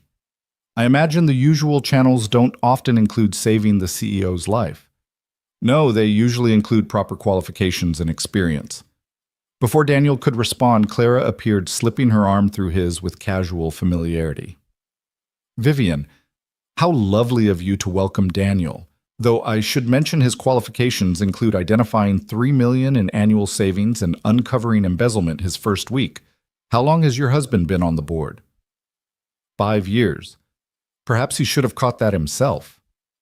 Vivian's face flushed. She excused herself quickly. "You didn't have to do that," Daniel said quietly. "Yes, I did. Vivian's a shark who smells blood in the water. Show weakness and she'll devour you." Clara squeezed his arm. "Besides, it's true. You've done more in a week than some people do in a career." The party continued, Daniel finding his footing slowly. He discovered allies in unexpected places. A father who'd also raised his kids alone after divorce, a mother who'd worked her way up from secretary to CFO. People who understood that success came in many forms. As the sun set, Daniel found himself by the pool, watching Lily and Sophie play together, their laughter bright in the evening air. "She's happy," Clara observed, joining him. "Really happy, not the kind children fake for their parents. It's been a long time since I've seen her like this, carefree." "You did that. You gave her that freedom by taking on all the burden yourself." "Any parent would." "No," Clara interrupted. "They wouldn't. Trust me, I know plenty of parents who put themselves first, who choose career over family or money over time. You chose her even when it cost you everything." They stood in comfortable silence, watching their daughters chase fireflies in the gathering dusk. Can I ask you something?" Daniel said. "Why did you really promote me?" "It wasn't just the report or catching Marcus." Clara considered her answer. "Because you reminded me why I started this company. Not for profit margins or market share, but to build something that mattered, that treated people fairly, that rewarded hard work and integrity over connections and cunning. Somewhere along the way, I let people like Marcus infiltrate, compromise those values for the sake of growth. You're my chance to correct that. That's a lot of pressure. You ran across a bridge and tackled a stranger to save her life. I think you can handle pressure." That night, driving home with Lily asleep in the back seat, Daniel reflected on the impossibility of his new life. 2 weeks ago, he'd been counting pennies for bus fare. Now he was attending parties at estates, making decisions that affected millions in revenue, building a future he'd only dreamed about. His phone buzzed at a red light. A text from an unknown number. "This isn't over. M." Marcus wasn't giving up. Daniel deleted the message, refusing to let the threat shadow his joy. He'd fought too hard, come too far, to let a bitter man's vendetta derail him now. Monday arrived with its promised storm. The office buzzed with gossip about the restructuring, about Daniel's meteoric rise, about Marcus's fall. Some people avoided him, clearly loyal to the old regime. Others approached cautiously, testing the waters of new leadership. Daniel called a department meeting, standing before 40 people who probably knew more about logistics than he did, who'd been with the company longer, who had every reason to resent him. "I know what you're thinking," he began. "Who is this guy? Why should we follow him? What makes him qualified to lead us? Murmurs of agreement rippled through the room. The truth, I'm not more qualified than many of you. I don't have an advanced degree or decades of experience. What I have is a fresh perspective and a commitment to something radical in corporate culture honesty. He pulled up the distribution analysis on the screen. In 1 week, I found $3 million in savings and evidence of embezzlement. Not because I'm brilliant, but because I looked at things differently, asked questions that hadn't been asked. And because some of you, Sarah, Robert, Jason, were brave enough to share what you knew when given the chance. The room was silent now, attentive. Here's what I promise: your ideas will be heard. Your work will be recognized. Your success will be rewarded. The old system of favorites and kickbacks is dead. We're going to build something better, a department that runs on merit innovation and mutual respect. What about Marcus's clients? Someone called out. They're already threatening to leave. Then we let them. Any client who only worked with us because of illegal incentives isn't a client worth keeping. We'll find better ones, honest ones who value service over schemes. After the meeting, people approached him throughout the day. Some with ideas they'd been sitting on for years. Others with concerns about contracts that seemed suspicious. By week's end, Daniel had uncovered 2 more kickback arrangements and a supply chain inefficiency that was costing hundreds of thousands annually. But success came with a price. 3 major clients did leave, making Clara's board nervous. Daniel found his car keyed in the parking garage, a petty revenge that security couldn't quite pin on anyone. Lily came home from school saying Timothy Worthington was telling everyone her daddy was a thief who stole his job. The board meeting was scheduled for Tuesday morning, and Daniel knew his future hung in the balance. Clara had warned him the night before, calling him at home while he helped Lily with her science project about the water cycle. 3 clients leaving has them spooked, she said, her voice tired. Richard Worthington is leading the charge, claiming I'm letting personal feelings cloud my business judgment. The same Worthington whose son has been bullying my daughter. The very same. He's had it out for me since I refused to give his nephew a position last year. You're just his latest weapon. Daniel watched Lily carefully glue cotton balls to represent clouds, her concentration absolute. What do you need me to do? Prove them wrong. Show them numbers they can't argue with. You have 18 hours. 18 hours to justify his existence, to protect not just his job, but Clara's reputation. Daniel tucked Lily into bed, kissed her forehead, then set up his laptop at the kitchen table. The coffee maker became his closest companion as midnight turned to 3 a.m., then 5. By 7, he had it. Not just a defense, but an offense. The 3 clients they'd lost had been their least profitable eating resources while providing minimal return. Their departure actually improved the company's margins. Meanwhile, the transparency initiatives he'd implemented had already attracted 2 new clients. Companies that valued ethical operations over under-the-table deals. He printed his presentation at the office, hands shaking from exhaustion and caffeine, then changed into his best suit in the bathroom. His reflection looked haggard but determined, the face of a man who'd learned to function on no sleep and pure will. The boardroom was intimidating, all dark wood and leather chairs, windows overlooking the city like they were deciding its fate. 12 board members sat around the table, most in their 60s, all wearing the kind of quiet wealth that whispered rather than shouted. Richard Worthington sat directly across from where Daniel would present, his face already set in disapproval. Clara introduced him simply. Daniel Hayes, our new Assistant Director of Logistics. He'll be presenting on the recent departmental changes. Daniel stood clicking to his first slide. Good morning. I know you have concerns about client retention, so let me start with the numbers that matter. He walked them through it methodically. The cost of corruption, not just in dollars, but in reputation. The long-term projections showing growth through ethical practices. The testimonials from new clients specifically citing transparency as their reason for choosing Donovan Technologies. You're asking us to believe that, Worthington interrupted, that losing clients is somehow good for business. I'm showing you that losing the wrong clients is essential for business, Daniel corrected. Every dollar we made from Henderson Shipping cost us 3 in inefficiency and inflated prices. They weren't partners, they were parasites. Parasites who paid us millions in contracts, another board member pointed out. Millions that came with hidden costs. Employee morale when they see corruption rewarded. talented candidates who choose our competitors because they value integrity, the constant risk of legal exposure if the kickback schemes were discovered. Daniel clicked to his next slide. This is what ethical operation looks like financially. The projection showed growth steady and sustainable based on the new contracts and saved costs from eliminated corruption. These are just projections, Worthington said dismissively. Fantasy numbers from someone who's been here, 3 weeks? 2 weeks, actually, Daniel said calmly. In which I've saved the company more than my annual salary for the next decade. How much have you saved the company in your 5 years on the board, Mr. Worthington? The room went silent. Clara hid a smile behind her hand. Worthington's face reddened. I don't have to justify. No, you don't. You're right. You sit in these meetings, collect your board fees, and make decisions about people like me without ever understanding what we actually do. You've never worked in logistics, never dealt with suppliers, never had to make a broken system function. But you feel qualified to judge whether I belong here. Because what?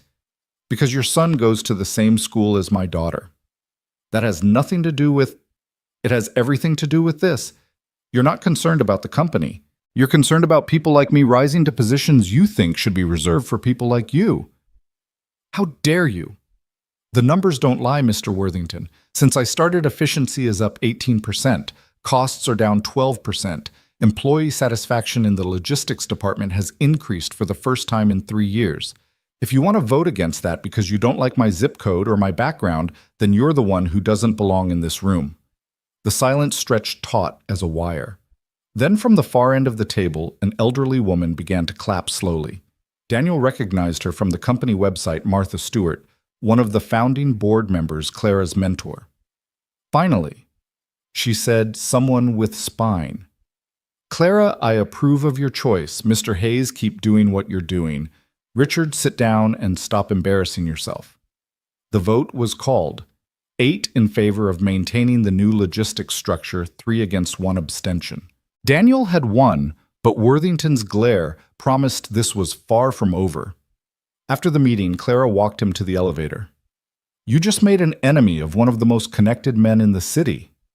I already had nothing. Hard to threaten someone who's lost everything before and survived. That's what makes you dangerous to them, Clara said thoughtfully. You're not playing by their rules because you've got nothing left to lose and everything to gain. That afternoon, Daniel was reviewing contracts when Sarah Chen knocked on his door, her face pale. We have a problem. The Patterson shipment to Chicago, it's gone. Gone? The truck never arrived. The driver isn't answering his phone. $2 million of electronics just vanished. Daniel's blood chilled. This was the kind of disaster that could end his career instantly. When did it leave the warehouse? 6 hours ago. It should have been there by now. Get me everything, driver records, route information, GPS data if we have it. And Sarah, keep this quiet for now. As Sarah left, Daniel's phone buzzed. A text from an unknown number, but he recognized the voice behind it. Mistakes happen in logistics, expensive ones. Hope you have good insurance. M. Marcus. This wasn't theft. It was sabotage. Daniel called his contact at the warehouse, Tommy, a supervisor he'd befriended his first week. Tommy, I need you to check something quietly. The Patterson shipment, who loaded it? Let me check. Interesting. Marcus's nephew, Kevin. He specifically requested that shift, said he needed the overtime. The pieces clicked together. Marcus was using his remaining connections to orchestrate a disaster that would fall squarely on Daniel's shoulders. $2 million in losses would be enough for the board to reconsider their vote. But Marcus had underestimated him. Daniel hadn't survived 2 years of single parenthood by being passive when threatened. Tommy, I need you to pull all security footage from that loading, every angle, and check if Kevin's keycard was used anywhere else in the building that night. While Tommy worked, Daniel accessed the GPS system. The truck's tracker had been disabled, but modern trucks had redundant systems. He found the secondary tracker still active, but hidden in the maintenance logs. The truck was parked at an abandoned warehouse 30 miles outside the city. Daniel made a decision that would have been unthinkable in his old life. He called Clara directly. I need your help. Marcus is trying to frame me for a stolen shipment, but I know where it is. I need someone with authority to handle this properly, or it's going to look like I'm covering my own tracks. Where are you? My office. Stay there. I'm coming. 20 minutes later, Clara arrived with the head of security and the company's legal counsel. Daniel laid out what he'd found: the suspicious loading, the disabled tracker, the hidden location, the text message he'd saved despite Marcus trying to use a burner phone. We could call the police, the lawyer suggested, and create a media circus that damages our reputation, Clara countered. Daniel, what do you recommend? It was a test, Daniel realized. How he handled this would define his leadership. We go get our shipment, document everything. Then we give Marcus a choice: resign quietly with no prosecution or face charges that will end with jail time.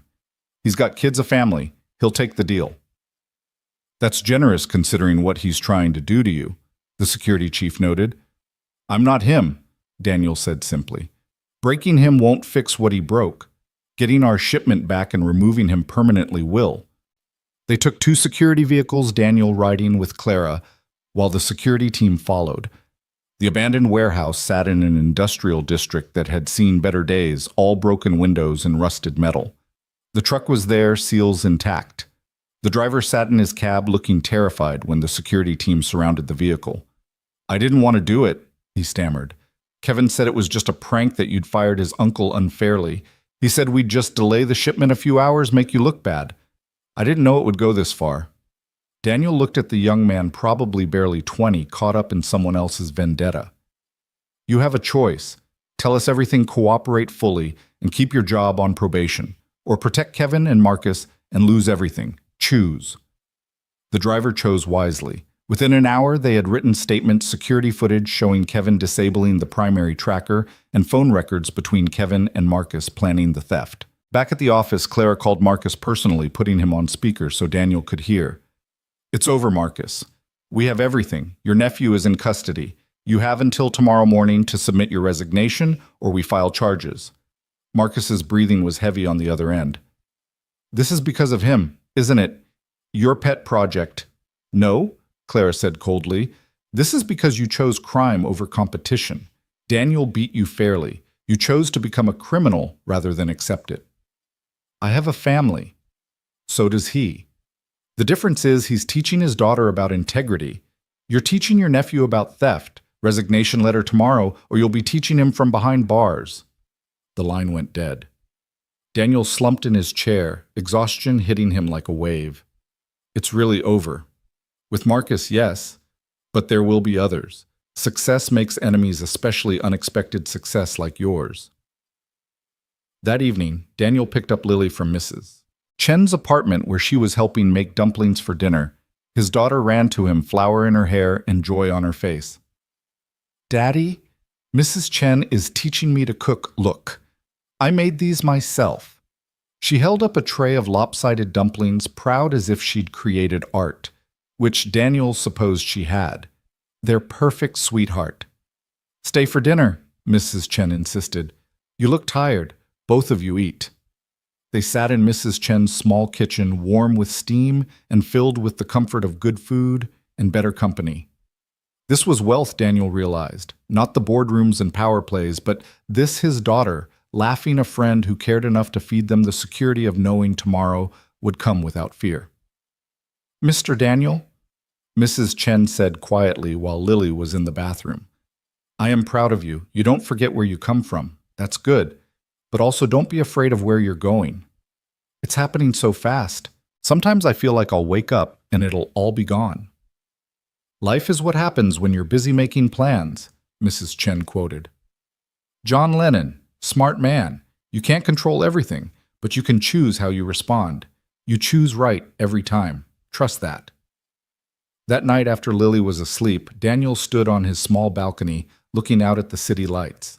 His phone rang. Clara. I wanted to thank you, she said without preamble, for handling the situation with Marcus professionally. Another person might have sought revenge. Revenge doesn't pay the bills or raise my daughter. No, but it can feel satisfying in the moment. I've learned that the best revenge is success. Marcus wanted to destroy me because I represented his failure. But his failure wasn't losing his position, it was choosing corruption over competence in the first place. You're philosophical for someone who just prevented a $2 million theft.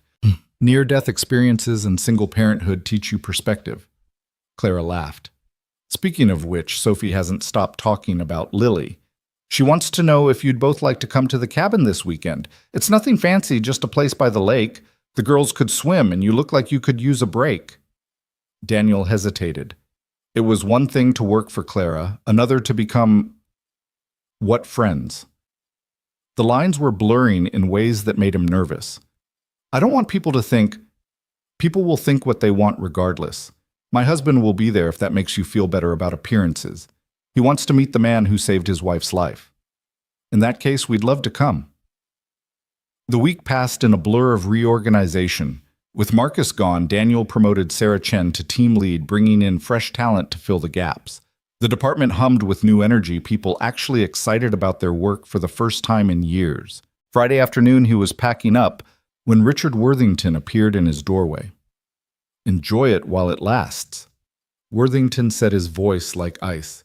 People like you always overreach, and when you fall, I'll be there to ensure you never get up again. Is that a threat? It's a promise. You embarrassed me in front of the board. You've turned Clara against reasonable voices. But she won't protect you forever, and when she doesn't, you'll go back to whatever hole you crawled out of. Daniel stood meeting Worthington's eyes steadily. You know what the difference is between us, Richard. You inherited your position. I earned mine. You've never had to fight for anything, so you don't know how. I've been fighting my whole life. Poverty grief systems designed to keep people like me down.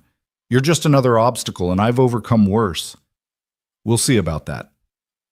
After Worthington left, Daniel found his hands shaking, not with fear, but with anger. The casual cruelty of it, the assumption that Daniel's success was temporary, undeserved. He thought of Lily, how she'd have to navigate this world of Richard's Worthingtons, and his resolve hardened. The cabin weekend was a revelation.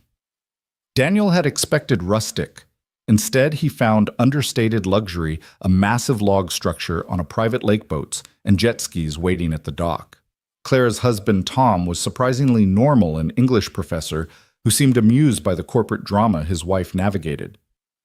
She tells me you tackled her into the pavement, Tom said, handing Daniel a beer while the girls splashed in the shallow water. I owe you more than I can express. Anyone would have... No, they wouldn't. I've studied human behavior for 20 years. Most people freeze in crisis. The few who act rarely act for strangers. You're unusual, Daniel. I just saw someone who needed help. Exactly. You saw a person, not a stranger. That's rarer than you think. The weekend unfolded lazily. Daniel taught both girls to fish patient with their tangled lines and squeals at touching bait. Clara and Tom cooked together the easy rhythm of a couple who'd weathered years side by side. At night they sat around the fire pit, the girls roasting marshmallows, while the adults talked. Tom thinks I should write a book, Clara said, wine-making her contemplative. About building the company, the challenges of being a female CEO. You should, Daniel agreed. Lily needs to see stories of women like you know what's possible. Sophie needs to see stories of people like you too, Clara countered. Someone who does the right thing regardless of personal cost. That's the real leadership lesson. Later, after the girls were asleep, Daniel stood on the dock looking at stars invisible in the city. Tom joined him, quiet companionship that didn't demand conversation. She's different since you arrived, Tom finally said. More like the woman I married, less like the CEO she thought she had to become. I haven't done anything. You reminded her why she started the company, not for wealth or power, but to make something better. The board people like Worthington, they'd turned her into someone who managed instead of led. You're helping her remember the difference. Sunday evening, driving home with Lily asleep in the back seat, sun-kissed and exhausted from swimming, Daniel felt something he hadn't experienced in years, contentment. Not the fleeting happiness of a good moment, but deep satisfaction with the direction of life. His phone had been quiet all weekend, but as they neared the city, it exploded with messages. Sarah Chen, increasingly frantic, call me immediately. Emergency at the Detroit facility. We need you now. Daniel called her, dread pooling in his stomach. There's been an accident at the Detroit warehouse, a collapse in the storage section. 3 workers injured, 1 critical. OSHA is already on scene. When at 2 hours ago, I've been trying to reach you. I'm 40 minutes out. Get me everything: inspection records, maintenance logs, everything. And Sarah, make sure the injured workers' families are taken care of, whatever they need. He called Clara next, explaining the situation. This could be bad. She said, all business now. If there's negligence, I'll find out what happened and fix it. That's what you hired me to do. Daniel, be careful. A crisis like this, people look for scapegoats. As the newest executive, I'll be the easiest target. I know.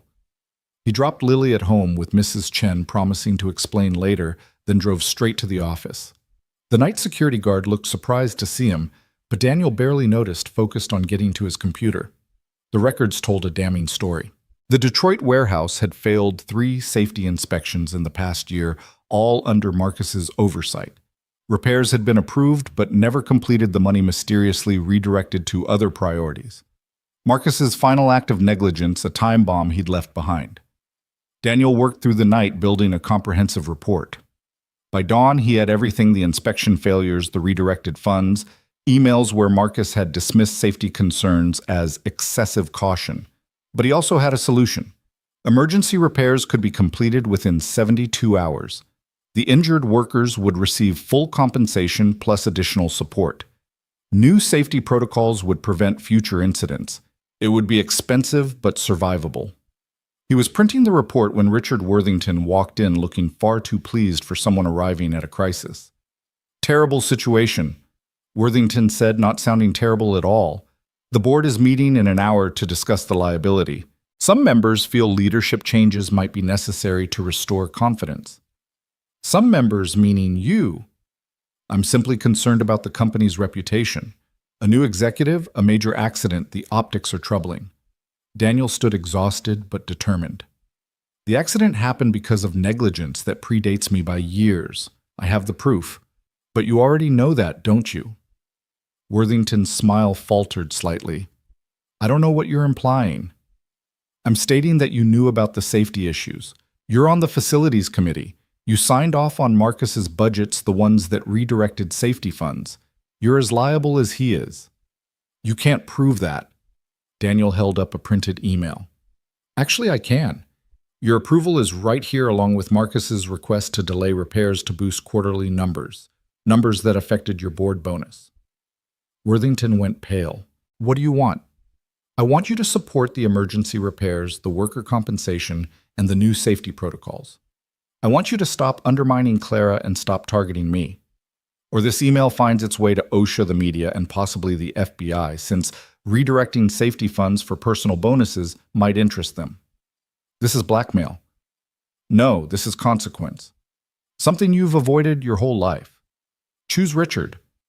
Fall on your sword privately or publicly. But either way, you're done hurting people for profit. The board meeting was tense. Daniel presented his findings, his solutions, his timeline for resolution. When Worthington was asked for the facilities committee's position, he supported Daniel's plan fully, though he looked like each word caused him physical pain. The vote was unanimous. The repairs were approved, the workers would be compensated, and Daniel was given full authority to oversee the safety overhaul. After the meeting, Clara pulled him aside. What did you say to Richard? He looked terrified of you. I showed him the mirror. He didn't like what he saw. You're learning the game quickly. It's not a game when people's lives are at stake. 3 workers are in the hospital because someone thought safety was less important than bonuses. And that's why you'll win, Clara said, because for you, it's never just business. It's personal. Every decision affects someone's family, someone's future. The Richards of the world forget that. You never will.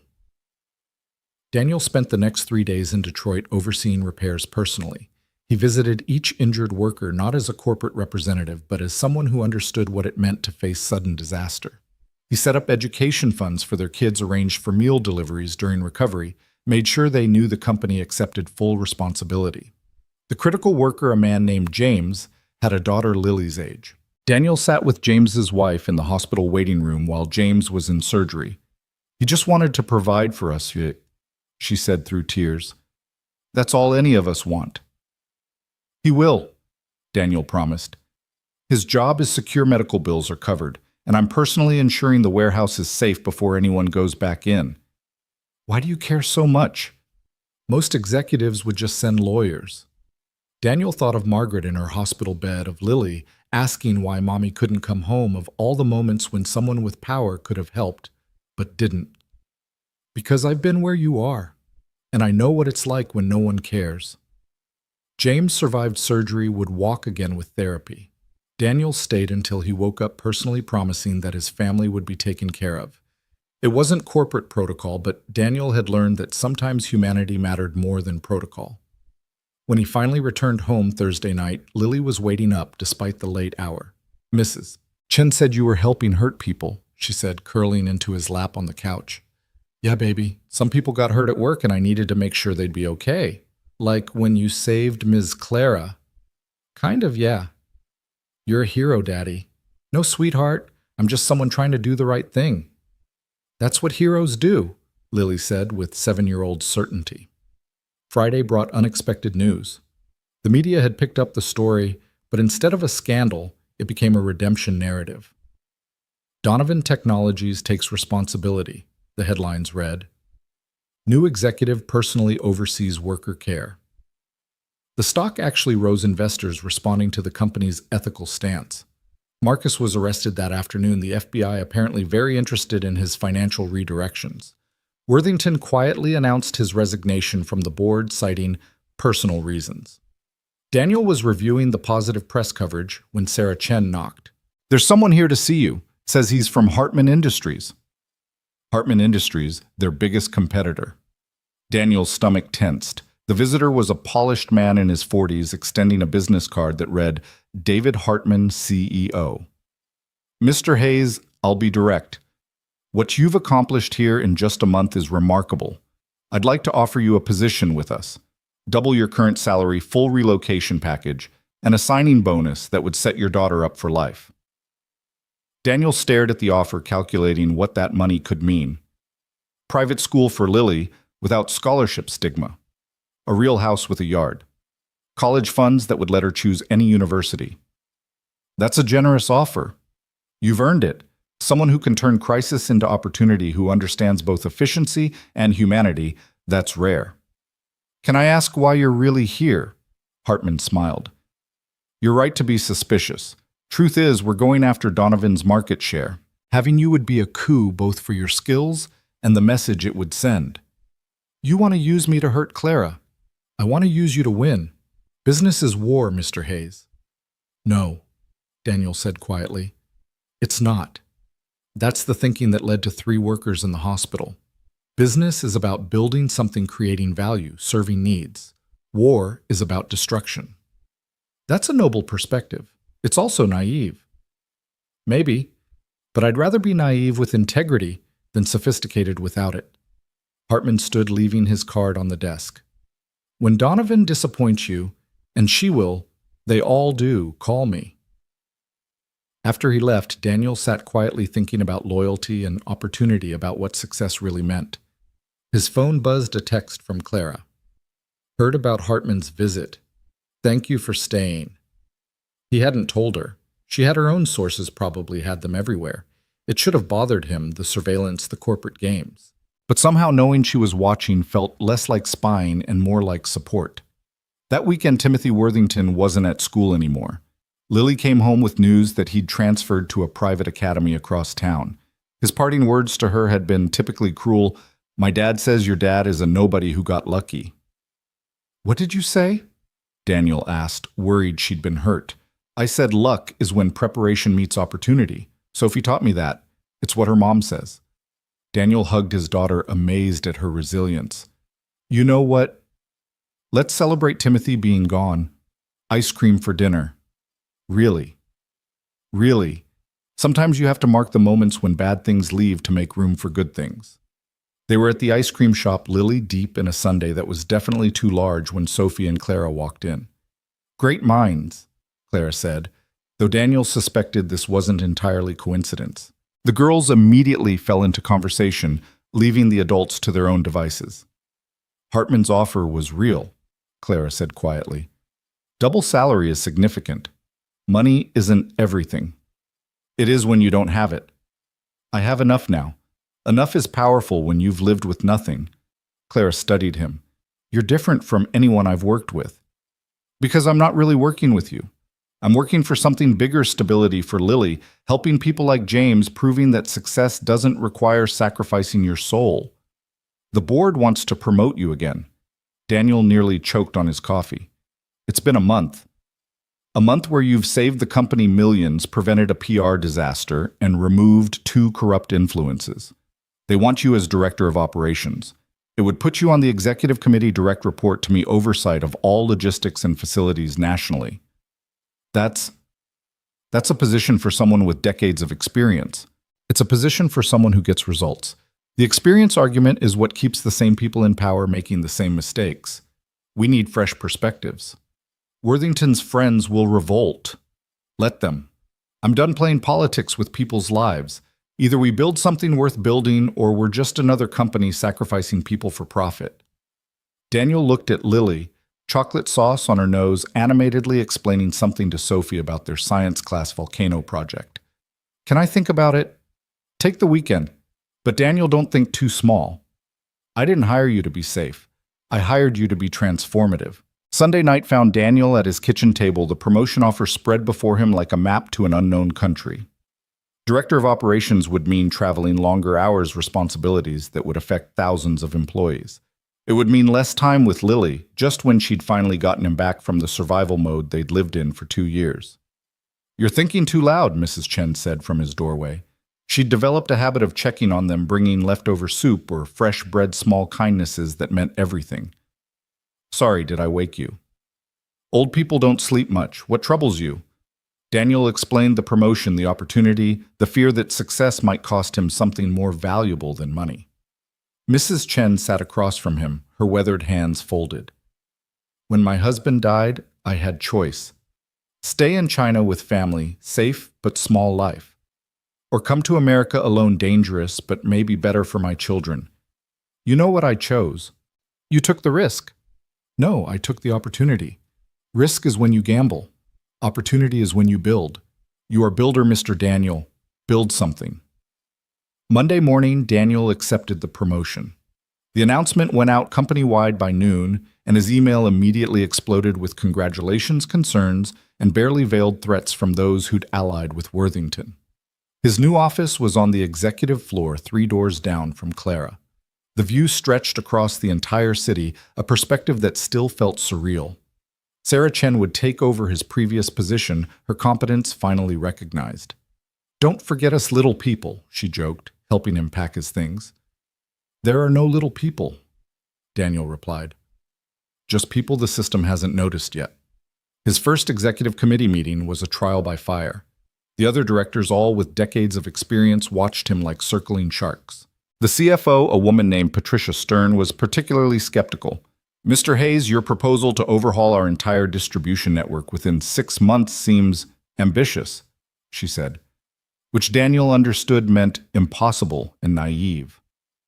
The current network was designed 15 years ago when we were 1/3 of our current size, Daniel responded. We're essentially wearing children's clothes as adults. It doesn't fit, it's restrictive, and it's embarrassing when someone looks closely. The cost of restructuring will be offset by efficiency gains within 18 months. I've run the numbers.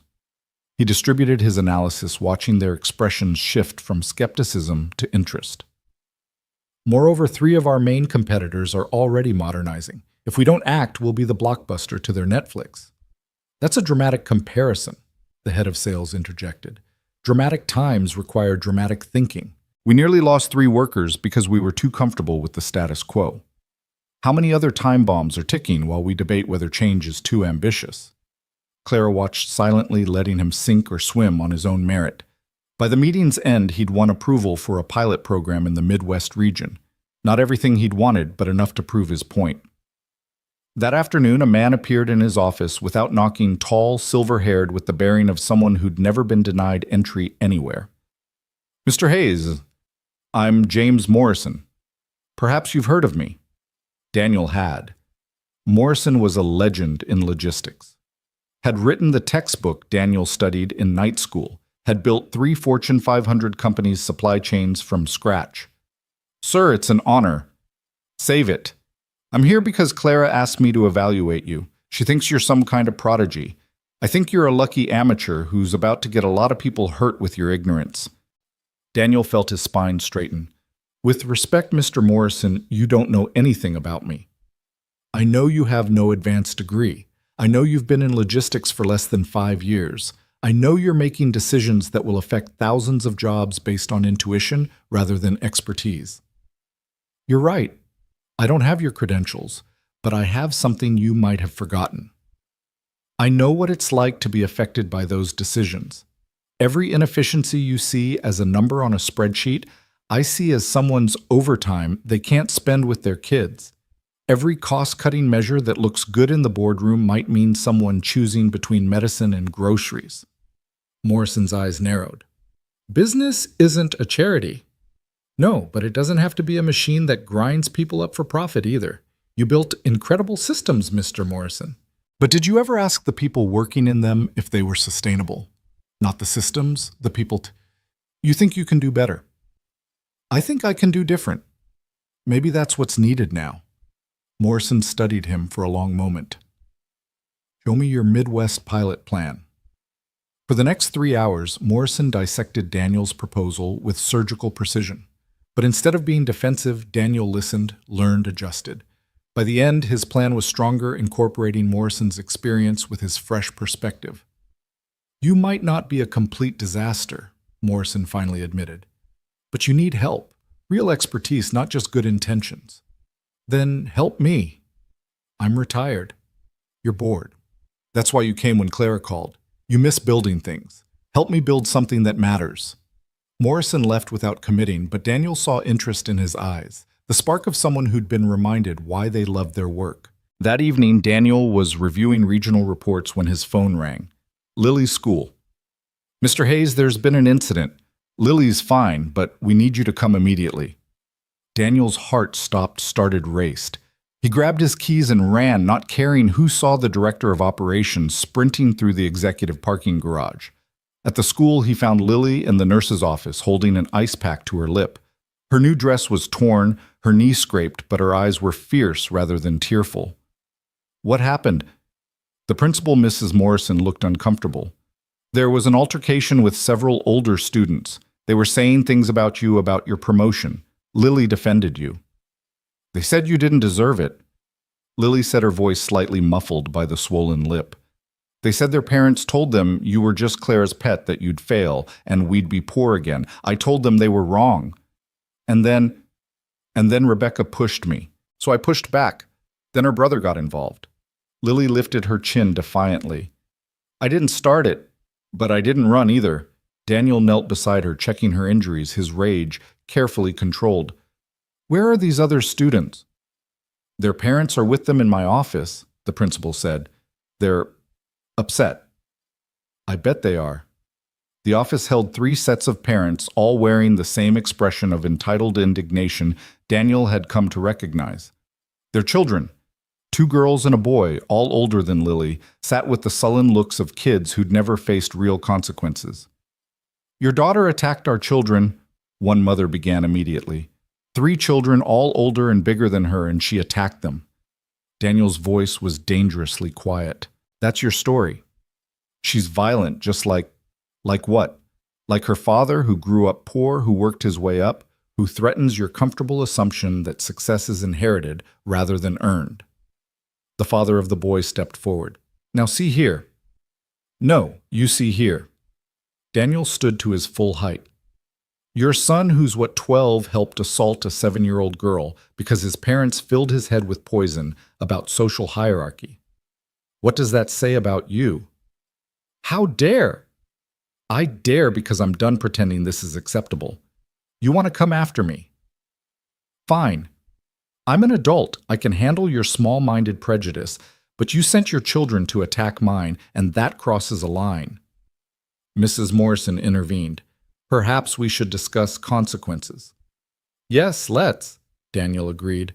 I want these 3 suspended. I want a formal investigation into bullying patterns at this school.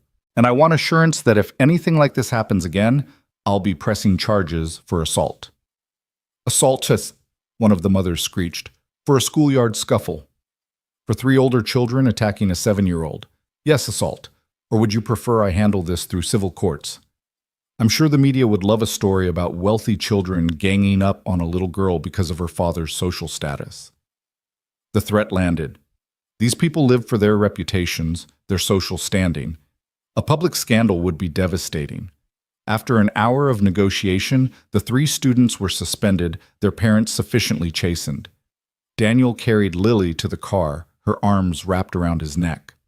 "I'm sorry, Daddy. I know you said violence isn't the answer.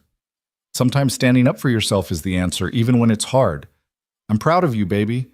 But next time, get a teacher." There wasn't time. They had me cornered. The image of his 7-year-old cornered by older kids made his hands shake with renewed anger. He called Clara from the car. "I need a recommendation for a different school." "What happened?" He explained, hearing her sharp intake of breath. "Bring her here. Now." Clara. Now Daniel. 20 minutes later, they were in Clara's office. Sophie was there, having been picked up from school by Clara's assistant. The girl gasped when she saw Lily's face. "Who did this?" Sophie demanded with 7-year-old outrage. While the girls talked, Clara pulled Daniel aside. "This is my fault. My association with you made you both targets.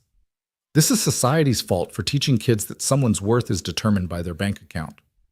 Tom knows the headmaster at Preston Academy. It's where Sophie goes.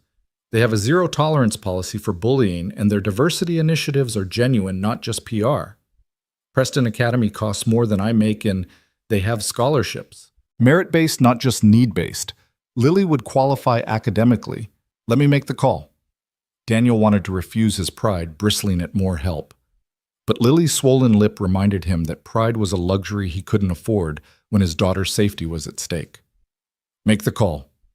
Within an hour, they had an interview scheduled for the next day. That night, Daniel sat on Lily's bed, reading her favorite story while she held ice to her lip. "Will I have to leave all my friends?" "Some of them, but Sophie goes to the new school. You'll make new friends. Better friends. Different friends, hopefully ones whose parents teach them kindness instead of cruelty. The boy who pushed me, his dad owns a bank. Owning a bank doesn't make you a good person. What makes someone a good person?" Daniel thought about it. How they treat people who can't do anything for them. How they act when no one's watching, whether they choose to help or hurt when given the chance. "Like when you saved Miss Clara. Like when you stood up for me today, even though you knew you might get hurt." Lily smiled despite her swollen lip. "We're good people, aren't we, Daddy? We try to be sweetheart. That's all anyone can do." The Preston Academy interview went better than expected. The headmaster, Dr. Williams, was a tall black woman who'd worked her way up from public school teacher to educational reformer. She looked at Lily's bruised face with knowing eyes. "I heard about the incident at your current school," she said directly. "That wouldn't happen here. We have students from every economic background, and we work hard to ensure mutual respect." She interviewed Lily separately then, together with Daniel. By the end, she was smiling. "Lily is delightful, smart, articulate, and clearly resilient. We'd be honored to have her full scholarship for academic merit. She can start Monday." Daniel felt tears threaten. Another door opening, another step up from the struggle they'd known. That afternoon, he threw himself into work with renewed determination. The Midwest Pilot Program needed to launch flawlessly, not just for his career, but to prove that someone like him belonged in these rooms, made these decisions, shaped these futures. Morrison appeared in his office at the end of the day. "I'll consult on your pilot program. 3 months, then we evaluate." "What changed your mind?" "Clara told me what happened to your daughter. The fact that you came back to work instead of declaring war on those families shows more restraint than I'd have managed. You're trying to change things the right way through success rather than revenge. I respect that." They worked late into the evening, Morrison's experience filling gaps in Daniel's knowledge. It was like being back in night school, but with the best teacher in the world. "You remind me of myself," Morrison said suddenly. "Not the credentials, but the hunger. I was first-generation college, worked my way through school. Everyone assumed I'd fail. But you didn't." "No, but I also didn't help others like me rise. I was so focused on fitting in, I forgot where I came from. Don't make that mistake." Daniel thought about Sarah Chen, about the warehouse workers, about all the people grinding away in jobs that barely paid enough to survive. I won't forget. Friday brought the official launch of the Midwest pilot. Daniel flew to Chicago to oversee it personally, walking the warehouse floors, talking to workers, understanding the ground-level reality of his theoretical improvements. "You're the executive who helped James," one worker said, referring to the Detroit accident. "He says you saved his family. He's recovering. Walking again thanks to the therapy you arranged. You're different from the suits who usually show up." "I'm not different. I just remember what it's like to be where you are." The pilot launch was flawless. Routes that had taken 6 hours now took 4. Warehouse efficiency improved by 20% on day 1. Workers reported less strain, better organization, clearer communication. Daniel called Clara from his hotel room, exhausted but exhilarated. "It's working. I knew it would. You see systems differently because you've been inside them, not just above them." "Morrison helped. He's brilliant. He called me. Said you're the future of logistics if your ego doesn't get in the way." "My ego." Success can change people, Daniel. The money, the power, the validation. It's seductive. I've got Lily to keep me grounded. Good. Speaking of which, how's she settling into Preston?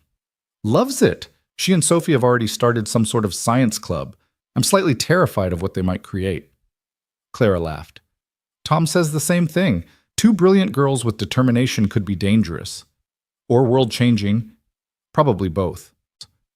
Saturday morning, Daniel returned home to find Lily and Sophie in the kitchen with Mrs. Chen, all 3 covered in flour, making something that might have been cookies, or might have been abstract art. "Daddy, we're baking for the school fundraiser. Mrs. Chen is teaching us her secret recipe." "Secret recipe for what?" "Success cookies. Mrs. Chen says if you eat them while doing homework, you get smarter." Mrs. Chen winked at him over the girls' heads.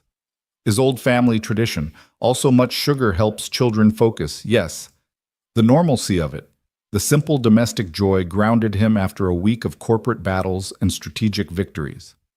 This was what mattered. Lily laughing, safe, surrounded by people who cared about her. Tom arrived to pick up Sophie, staying for coffee while the girls played. "Clara tells me the pilot program exceeded projections. First week success doesn't mean long-term viability. No, but it means you were right to try. That's half of innovation, being willing to risk being wrong." Speaking of risk, some of the board members are already grumbling about the expansion costs. They'll always grumble. It's what boards do. The trick is showing them returns before their grumbling becomes action. Any advice? Don't just show them numbers, show them stories. The warehouse worker whose job got easier. The driver who gets home to his family 2 hours earlier. The client who received their shipment ahead of schedule. Make it human. Daniel thought about that approach, how different it was from traditional corporate presentations. But then he'd never been traditional. Sunday brought unexpected visitors. The doorbell rang while Daniel was helping Lily with a school project about butterflies. He opened it to find James, the Detroit worker who'd been critically injured, standing with his wife and daughter. "James, you're walking." "Thanks to you," James said, his voice thick with emotion. "The doctor said the quick treatment you arranged made the difference. I wanted to thank you in person." "You didn't have to eat." "Yes, I did. You didn't just save my job or cover my medical bills. You gave me dignity through the worst moment of my life. That's rare, Mr. Hayes." They invited them in the apartment, suddenly feeling too small for so many people.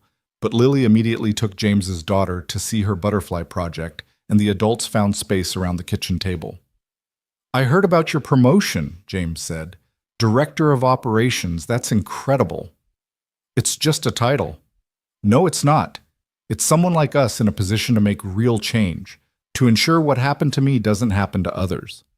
James's wife added, "The safety improvements you implemented, everyone at the Detroit facility talks about them. Morale is the highest it's been in years." They talked for hours about work and family struggle and hope. When they finally left, James shook Daniel's hand with the grip of someone who'd fought their way back from the edge. "Don't let them change you," he said quietly. "The corporate world will try to make you like them. Stay like us." That evening, after Lily was asleep, Daniel stood on his small balcony looking out at the city lights. His phone buzzed with a text from Clara. Board meeting Tuesday. They want a full report on the pilot program and projection for national rollout. Be ready for resistance. He texted back, I'm always ready for resistance. It's acceptance I'm still learning to handle. Her response was immediate. That's what makes you valuable. Never get comfortable with success. Monday flew by in preparation for the board meeting. Morrison worked with him on the presentation, refining arguments, anticipating objections. Sarah Chen provided ground-level data that supported every claim. You're going to war, Morrison observed. The old guard won't appreciate being shown up by someone they see as an upstart. Then they should have done their jobs better. Careful. Arrogance is a short step from confidence. It's not arrogance if you can back it up, Morrison smiled. Now you sound like me 40 years ago. Just remember, burning bridges might feel good, but sometimes you need those bridges later. Tuesday morning, Daniel dressed in his best suit, the one that still felt like a costume despite weeks of wearing it. Lily noticed his nervousness. Are you scared, Daddy? A little? Remember what you told me about the bullies. They're mean because they're scared of you being good at things. When did you get so wise? Mrs. Chen says wisdom comes from suffering and surviving. We've done both right. He hugged her tightly. Yeah, baby, we have. The boardroom was full 12 members plus Clara, all watching as Daniel set up his presentation. He noticed several new faces. Apparently word had spread that this would be contentious. Ladies and gentlemen, Daniel began clicking to his first slide. 6 weeks ago, you took a chance on an unconventional hire. Today, I'm here to show you why that was the best decision you've made in years. He walked them through the pilot program's success, but more than numbers, he showed them people. The warehouse worker whose productivity increased because the new system reduced physical strain. The driver who'd written a thank you letter because he could now attend his daughter's soccer games. The client who'd increased their orders based on improved reliability. This isn't just about efficiency, Daniel said. It's about sustainability, not environmental human. Our competitors are automating removing people from the equation. We're empowering people, making them more effective, more valued. Which company would you rather work for? Which company would you rather invest in? The costs. One board member began, are offset by reduced turnover, improved safety compliance, and increased client satisfaction. The Detroit incident cost us $8 million in settlements and repairs. Preventing one such incident pays for the entire program. You're asking us to restructure our entire operation based on 1 week of data. Another member challenged. I'm asking you to choose between leading the industry or following it. Morrison Logistics Consulting agrees this is the future. He saw surprise on several faces. Morrison's firm was legendary. His endorsement carried enormous weight. You have Morrison's backing, the CFO asked.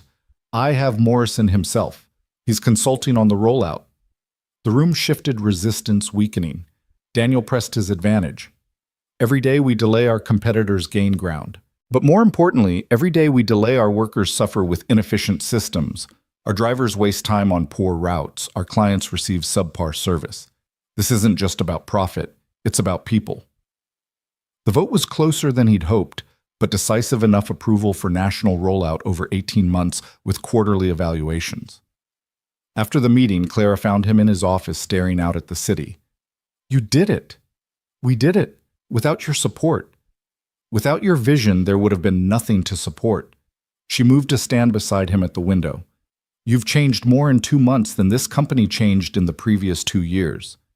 Change is expensive. Stagnation is more expensive. We just don't see the bill until it's too late. His phone rang. The school. Mr. Hayes, Lily's fine, but there's someone here claiming to be her grandmother. We have no record of... Daniel's blood went cold. Do not let her leave with that woman. I'm on my way. He ran from the office, Clara calling after him. The drive to Preston Academy was a blur of racing thoughts. Margaret's mother, Patricia, who'd disappeared when Margaret got sick, who'd said she couldn't handle watching her daughter die, who'd left them to face the darkness alone. At the school, he found Patricia in the main office, looking older, grayer, but still carrying the same entitled bearing that had always made Margaret tense. Daniel, you look prosperous. What are you doing here, Patricia? I heard about your success, your new position. I thought it was time to reconnect with my granddaughter. You thought wrong. You abandoned her when she needed you most. I was grieving. We were all grieving. The difference is Lily and I grieved together while you ran away. Patricia's face hardened. I have rights. Grandparental rights. I've consulted a lawyer. You have nothing. You made your choice when Margaret was dying, and you couldn't be bothered to help with treatments with Lily with anything. I have money now, resources. I could provide things. I provide everything Lily needs. In that tiny apartment, at that public school. Oh, wait, you've moved her. On scholarship, I heard. Still taking charity. Daniel felt the old shame try to rise, but it couldn't find purchase anymore. There's no shame in accepting help to build something better. There's only shame in having the ability to help and choosing not to. Dr. Williams appeared, having been alerted to the situation. Mr. Hayes, is there a problem? This woman is not authorized to have contact with my daughter. She's not on any approved list. Then she needs to leave. Shall I call security? Patricia gathered her purse, but her eyes were calculating. This isn't over. I have rights, and now I have the means to pursue them. That little girl deserves better than a father who loves her, who sacrificed everything for her, who built a new life from nothing to give her opportunities. Daniel stepped closer, his voice low and dangerous. You know nothing about what she deserves because you weren't there to learn. Leave now and don't come back. After Patricia left, Daniel sat in Dr. Williams's office shaking with rage and fear. She can't take Lily, can she? Abandonment is hard to overcome in court, Dr. Williams assured him. Document everything. When she left, why, what support she failed to provide. Courts favor stability for children, and you've clearly provided that. Daniel called Clara from the parking lot, explaining the situation. I'll have our legal team on it immediately, she said. Patricia won't get near Lily. She has money. She could make this expensive. You have something better, you have us. The company's legal resources are at your disposal. This is a family matter, and you're family now. The word landed heavy with meaning. Family. Not by blood, but by choice, by loyalty, by showing up when it mattered. That evening, Daniel sat with Lily at their kitchen table, trying to find the right words to explain why the grandmother she barely remembered had suddenly appeared. The legal team Clara promised was already working, but the emotional complexity couldn't be handled by lawyers. Do you remember Grandma Patricia? He asked gently. Lily scrunched her face in concentration. The lady who smelled like flowers and made Mommy sad. Even at 5, Lily had been perceptive. Yeah, that's her. She came to your school today. Why? I think she's lonely. Sometimes when people realize they made mistakes, they try to fix them. Did she make a mistake? Daniel chose his words carefully. When Mommy got sick, Grandma Patricia was scared. Instead of staying to help us, she left. That was her mistake. But we were scared too, and we stayed. Exactly. That's what family does. They stay even when it's hard. Lily was quiet for a moment, processing with the deep thought that always reminded him of Margaret. I don't want to see her. You don't have to. I'll make sure of that. Will she try to take me away? The fear in her voice broke his heart. Never. You're staying right here with me. Clara's helping us make sure of that. Clara's nice. She doesn't make you sad like Grandma Patricia made Mommy sad. The observation was innocent but loaded with meaning Daniel wasn't ready to examine. Instead, he pulled Lily into a hug, breathing in her strawberry shampoo scent, grounding himself in the reality of their life together. The next morning brought a formal letter from Patricia's attorney. She was seeking visitation rights claiming grandparental alienation. The language was aggressive, designed to intimidate. But Daniel had faced eviction notices, medical bills that might as well have been death sentences, and the casual cruelty of a society that measured worth in dollars. A legal threat from someone who'd chosen absence over presence didn't even make his top 10 fears. Clara's legal team responded within hours. The lead attorney, Michelle Barnes, was a small woman with the demeanor of a friendly librarian and the legal instincts of a shark. She has almost no case, Michelle explained in Daniel's office. Abandonment during a child's traumatic experience, no financial support provided, no attempt at contact for 2 years. Judges don't look kindly on that. But she has money now. She can drag this out. She can try.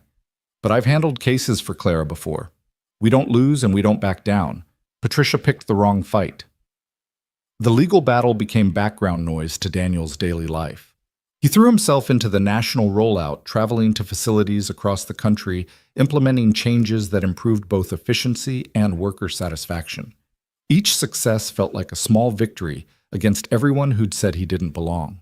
Morrison became a constant presence, their relationship evolving from teacher-student to something approaching partnership. Over late-night strategy sessions, the older man shared stories of his own rise, the prejudices he'd faced as one of the few black executives in logistics 40 years ago. "They'll never fully accept you," Morrison said one evening as they reviewed expansion plans. "You'll always be the outsider who got lucky. The question is whether you let that define you or drive you. What did you choose? For too long, I chose to let it define me.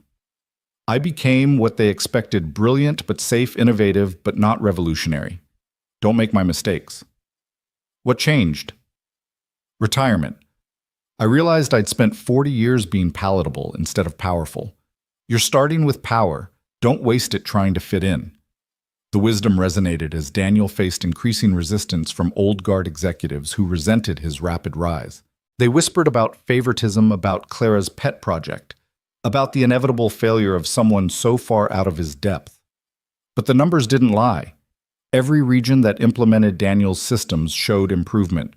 Worker retention increased. Accident rates decreased. Clients signed longer contracts citing reliability and ethical practices as deciding factors. 3 weeks into the legal proceedings, Patricia made her first real move. She leaked the story to a business journalist known for exposing corporate scandals. The headline was brutal: "Donovan Tech executive denies child access to grandmother while living in poverty." The article was a masterclass in manipulation, painting Daniel as an ungrateful son-in-law who'd alienated Patricia after Margaret's death, keeping Lily from her only living grandmother out of spite. It mentioned his rapid promotion implying impropriety and questioned whether someone who'd been unemployed so recently could provide stable care for a child. Daniel read it in his office, each word a calculated wound.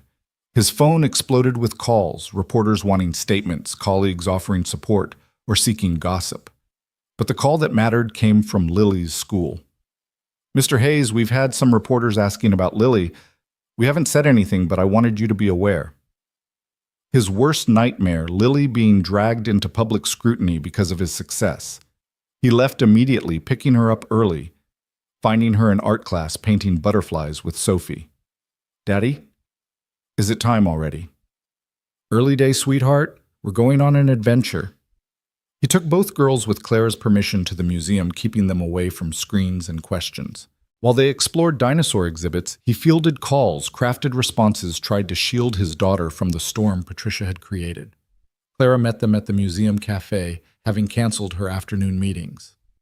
"The board is concerned why," she said quietly, while the girls debated which dinosaur would win in a fight. "About the article, about the optics. A custody battle, implications of impropriety in your hiring, it's making them nervous." "Are you asking me to resign?" "I'm asking you to fight back. Patricia wants to paint you as unfit. Show them what fitness looks like." That evening, Daniel did something he'd never done before he went on the offensive. With Michelle Barnes's help, he released a statement detailing Patricia's abandonment, including documentation of Margaret's medical bills that Patricia had refused to help with despite having resources at the time. But more powerfully, he included testimonials from Mrs. Chen, from Lily's teachers, from James, and other workers whose lives he'd improved. The narrative shifted from executive denies grandmother access to single father overcomes abandonment to build better life for daughter. Sarah Chen, now running logistics coordination with exceptional skill, organized something unexpected.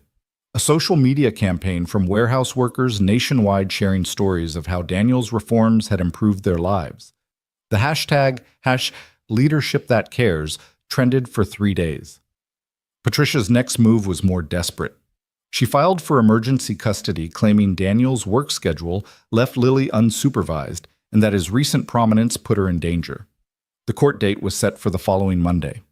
Daniel barely slept that weekend, preparing with Michelle, gathering documents, character witnesses. Clara insisted on testifying, as did Tom Morrison, even Dr. Williams from Preston Academy.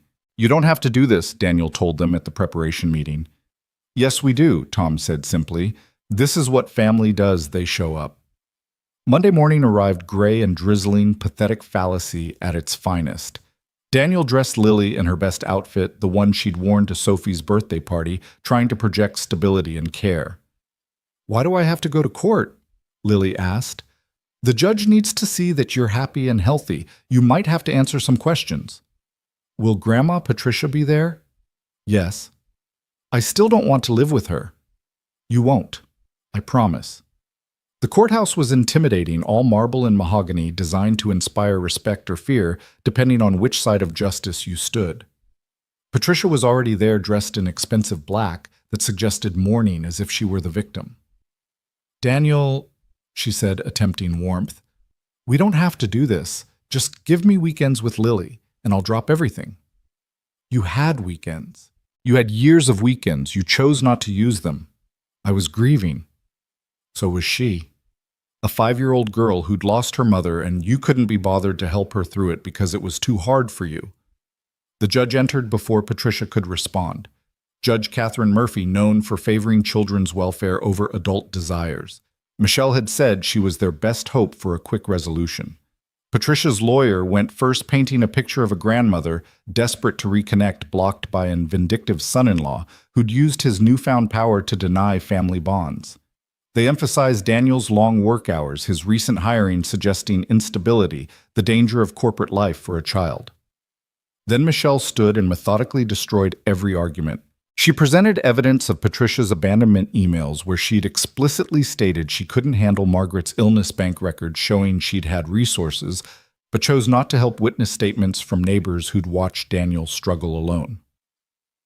Your Honor, Michelle said, Ms. Patricia Richmond isn't seeking custody because she loves her granddaughter. She's seeking it because her son-in-law's success has made Lily valuable. Where was this concern when Mr. Hayes was working 3 jobs to pay medical bills? Where was this love when a 5-year-old was crying for her mother? The witnesses testified one by one. Mrs. Chen spoke about watching Daniel skip meals so Lily could eat studying for his degree by nightlight so as not to wake her. Never complaining, despite exhaustion, that would have broken most people. Clara testified about Daniel's character, how he'd saved her life without knowing who she was, how he'd consistently chosen integrity over easy advancement. Morrison, the legendary logistics expert, stated simply, I've worked with hundreds of executives. Daniel Hayes is the only one I'd trust with my own grandchildren. Then came the moment Daniel had dreaded. Lily was called to judges' chambers for a private conversation. She walked in holding her butterfly painting from art class, small but brave. 20 minutes felt like 20 hours. When she emerged, she ran straight to Daniel, wrapping her arms around his neck. I told her the truth, she whispered, that you're the best daddy and I never want to leave you. Judge Murphy returned her expression unreadable. I've reviewed the evidence and spoken with the child. My decision is clear. Ms. Richmond's petition is denied. Full custody remains with Mr. Hayes with no mandated visitation for Ms. Richmond. She continued, Ms. Richmond abandonment has consequences. You cannot disappear during the hard times and return for the good ones. Mr. Hayes has proven himself a devoted father under extraordinary circumstances. Lily is thriving in his care, and I will not disrupt that stability for someone who chose absence when presence mattered most. Patricia's lawyer tried to object, mentioning appeal options, but Patricia stopped him. She looked at Daniel, then at Lily, and for the first time he saw genuine regret in her eyes. I'm sorry, she said quietly, then left without another word. The relief was overwhelming. Daniel's knees nearly buckled, but Lily held him up, and their roles reversed for a moment. Outside the courthouse, their assembled support system waited. The celebration was quiet but profound lunch at a small restaurant where Lily could be a kid, not evidence in a case. You did it, Clara said, raising her juice glass in a toast. You protected what matters most. We did it, Daniel corrected. All of us. The next few weeks brought unexpected peace. Patricia didn't appeal, instead sending a letter saying she'd established a college fund for Lily. No strings attached, perhaps her way of making amends. The media moved on to other scandals. Work continued its steady rhythm of challenges and victories. The national rollout exceeded projections. 6 months in Donovan Technologies was being studied by business schools as a model for ethical modernization. Daniel was invited to speak at conferences sharing his story of rising from warehouse to executive suite, emphasizing that success shouldn't require losing your humanity. One evening he was working late when Clara appeared in his doorway. "The board wants to promote you again. It's been 6 months. 6 months of unprecedented growth. They want you as Chief Operations Officer. You'd be my direct report, second in command of operations nationwide." Daniel set down his pen. "Clara, I'm grateful, but you're worried about moving too fast, about becoming something you're not. Morrison warned me about losing myself in success." "Then don't lose yourself. Take the position and reshape it. Show them that leadership doesn't require sacrificing family, that power doesn't mean stepping on others to rise." "What about the people who already think I'm your favorite?" "Let them think it. Meanwhile, you'll be improving their work lives, whether they appreciate it or not." Daniel thought about Lily, about the life they'd built, about the future, stretching before them, with possibilities he'd never dared imagine. "Can I have the weekend to decide?" "Of course." "But Daniel, don't decide based on fear. You've earned this." That weekend, he took Lily camping, just the two of them in a tent by a lake. No electronics, no distractions. They fished badly burned marshmallows and talked about everything and nothing. "Daddy, are you happy?" Lily asked as they watched stars appear in the darkening sky. "What makes you ask that? You look worried sometimes, even when good things happen." "I guess I'm still getting used to good things lasting." "Maybe good things last when you take care of them. Like you take care of me, and Clara takes care of you, and Mrs. Chen takes care of all of us." "When did you get so wise?" "Tuesday. We learned about ecosystems. Everything's connected, and when one part gets stronger, it helps all the other parts." Daniel pulled her close, this remarkable child who'd survived loss and poverty and emerged with her kindness intact. "So you think I should take the promotion?" "I think you should do what makes you happy, but also Sophie says her mom really needs someone she can trust, and she trusts you." Monday morning, Daniel accepted the COO position. The announcement rippled through the company, the warehouse worker who'd become second in command in less than a year. Some celebrated, others seethed, but everyone paid attention. His first act as COO was to establish a mentorship program pairing executives with entry-level employees. His second was to mandate that all C-suite members spend 1 day per quarter working frontline positions. If they were going to make decisions affecting workers, they needed to understand the work. The pushback was immediate and fierce. Several executives threatened to quit. Daniel's response was simple: doors that way. 2 quit. He replaced them with internal promotions, people who'd proven themselves through merit rather than connections. The culture shift was seismic. Meanwhile, Lily flourished at Preston Academy. She and Sophie became inseparable, their science projects growing increasingly ambitious. Their butterfly study evolved into a presentation on metamorphosis that won the state science fair. Watching her on stage, confident and brilliant, Daniel saw Margaret's intelligence combined with a resilience born from their journey together. One evening, 6 months into his COO role, Daniel stood on stage at the annual shareholders meeting presenting the year's results. Revenue up 18%. Worker satisfaction at an all-time high. Industry publications calling Donovan Technologies the company that cares. "A year ago," he said to the assembled shareholders, "I was unemployed, a single father counting pennies for bus fare. Today I stand before you as your Chief Operations Officer. This isn't just my success story. It's proof that when we invest in people, when we value character over credentials, when we choose humanity over pure profit, everyone wins." The applause was thunderous, but what mattered was Lily's voice from the audience. "That's my dad." After the meeting, as they walked to the car, Lily slipped her hand into his. "Remember when we used to walk to the bus stop and you'd tell me stories about better days coming?" "I remember. The real days are better than the stories." "Yeah, baby, they are." "So what do we dream about now?"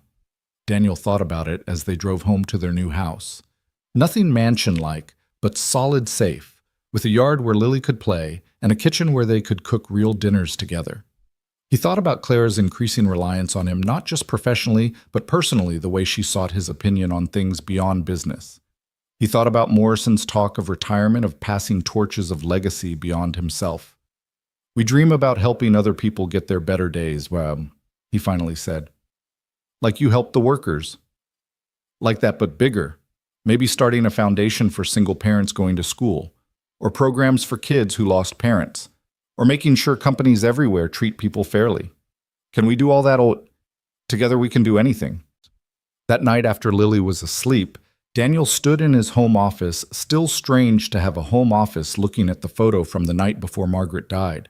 She was smiling despite the pain, holding Lily. Looking at the camera with such trust that he'd figure it out, that he'd take care of their daughter. "I did it, Maggie," he whispered. "Not the way we planned, but I did it." His phone buzzed. "Clara, Charles, tomorrow's board meeting might get contentious. Patterson Industries is making a hostile takeover attempt. We need to strategize." Daniel smiled, remembering when his biggest worry was making rent. Now he was defending companies from takeovers, reshaping industries, building futures for thousands of workers. He texted back, "I'll be ready. I'm good at fighting battles that matter." Her response was immediate, "That's why I need you." The next morning, Daniel arrived early, finding Morrison already in the conference room with Clara studying financial projections. "Patterson's offering 40% above market value," Morrison said without preamble. "The board will be tempted." "They're asset strippers," Daniel replied. "They'll gut the company, fire half the workforce, and destroy everything we've built." "The board cares about shareholder value," Clara said, but her tone suggested she shared his concern. "Then we show them that our value isn't just in assets. It's in our people, our reputation, our future growth." They spent 3 hours preparing, building a defense that went beyond numbers to vision, legacy, and the rare thing they'd created, a profitable company with a conscience. The board meeting was tense. Several members, including some Daniel had thought were allies, seemed swayed by Patterson's offer. The discussion went in circles until Daniel stood. "May I share something?" The room quieted. 18 months ago, I stood at an intersection with a choice: save a stranger or save my interview. I chose the stranger because that's who I am. But more importantly, that's who we are as a company now. We choose people over profit margins. We choose long-term sustainability over short-term gains. Patterson will destroy that. They'll turn us into another soulless corporation that sees workers as expenses rather than assets. He looked at each board member in turn. "You can take their money and watch everything we've built crumble. Or you can bet on us, on the team that turned this company from good to great by remembering that business is ultimately about human beings serving human needs." "Pretty words, Yicht," one member said, "but Patterson's offer is real money." "So is ours." Clara stood, pulling up a projection. "Daniel and his team have developed a 5-year plan that will double our value while maintaining our principles. Show them." Daniel presented the expansion strategy. International markets, vertical integration technology investments that would streamline without eliminating jobs. It was ambitious but achievable, based on the same principles that had worked domestically. "This is risky," the CFO noted. "Everything worthwhile is risky," Daniel replied. "Playing it safe is how companies die slowly instead of quickly." The vote was called. One by one, board members voiced their positions. It came down to a single vote: Martha Stewart, the founding member who'd supported Daniel from the beginning. She was quiet for a long moment, then smiled. "I invested in Clara's vision 20 years ago because she promised to build something different. Daniel represents that difference. I vote against the takeover." Patterson's attempt failed, but the battle had revealed vulnerabilities. Some board members were clearly more interested in personal profit than company principles. Clara and Daniel would need to be vigilant. That evening, exhausted from the corporate warfare, Daniel picked up Lily from Sophie's house. The girls were in the backyard catching fireflies in jars, their laughter bright in the summer dusk. "How was your day?" Tom asked, offering Daniel a beer. "Saved the company from hostile takeover. You taught freshmen about Shakespeare. I think you had the harder job."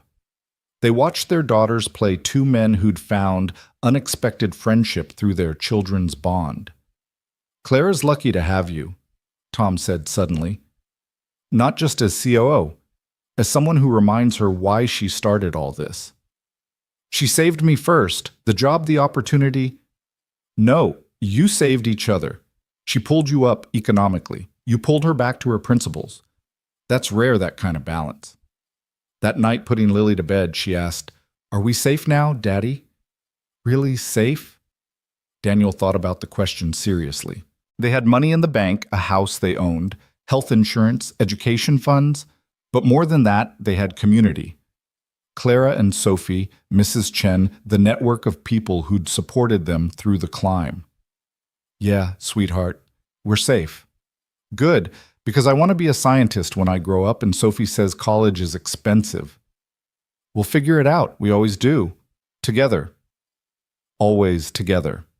As Lily slept, Daniel returned to his office working on the international expansion plans. His phone lit up with a message from an unknown number. He almost deleted it, assuming spam, but something made him open it. Daniel, this is Patricia. I wanted you to know I've been following your success. I was wrong about everything. Margaret would be so proud. Take care of my granddaughter. Maybe someday when she's older, if she wants to know about her mother's childhood, we could talk. No pressure, no courts. Just an old woman hoping for eventual forgiveness. P. Daniel stared at the message for a long time. Then he typed back, maybe someday. When Lily's ready, thank you for the college fund. He returned to his work, but his mind wandered to how much had changed. From that desperate morning running across a bridge to save a stranger to this night, planning international corporate strategy from his home office while his daughter slept safely upstairs. The computer chimed with an email from Clara. Excellent work today. We make a good team. He replied, the best team, ready for whatever comes next. Her response was immediate. With you as COO, I'm ready for anything. Daniel smiled, thinking about Morrison's words about not just managing but leading, not just succeeding, but transforming. He thought about Lily's butterfly project, about metamorphosis, about becoming something beautiful through struggle. His phone buzzed once more. A photo from Mrs. Hunt. Chen of a newspaper clipping, local boy makes good from warehouse to C-suite in 18 months. Her message, told you good things happen, frame this for Lily. He would frame it not as an ending, but as a milestone. There was still so much work to do, the international expansion, the mentorship program ensuring the company's values survived its growth. But tonight, he allowed himself a moment of satisfaction. Through the window, city lights twinkled like stars he could finally reach.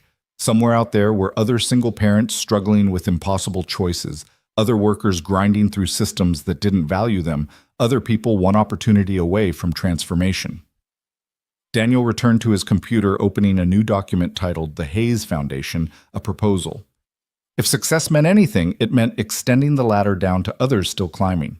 His phone showed one final message, this one from Lily's tablet, probably sent when she was supposed to be sleeping. Daddy, I love you to the moon and back. He typed back, to the stars and beyond, baby, to the stars and beyond. The house was quiet, except for the hum of his computer and the distant sound of the city that no longer felt like an enemy, but like a realm of possibility. Daniel Hayes, former warehouse worker, single father, accidental executive, sat in his home office planning futures, his daughters, his company's, and maybe just maybe his own. He thought about that morning that had changed everything about the choice that hadn't felt like a choice at all. Sometimes losing one door really was the only way to find the one you were meant to walk through. And sometimes, if you were very lucky, that door led not just to success, but to significance. The clock showed midnight. Tomorrow would bring new challenges, it always did. But tonight, Daniel Hayes was exactly where he needed to be, home safe with his daughter sleeping peacefully upstairs, and a future bright with possibilities stretching out before them. He saved his work, turned off the lights, and headed to bed. Tomorrow he'd continue building something that mattered. Tonight, he'd simply be grateful for how far they'd come. The metamorphosis was complete, but the flight was just beginning.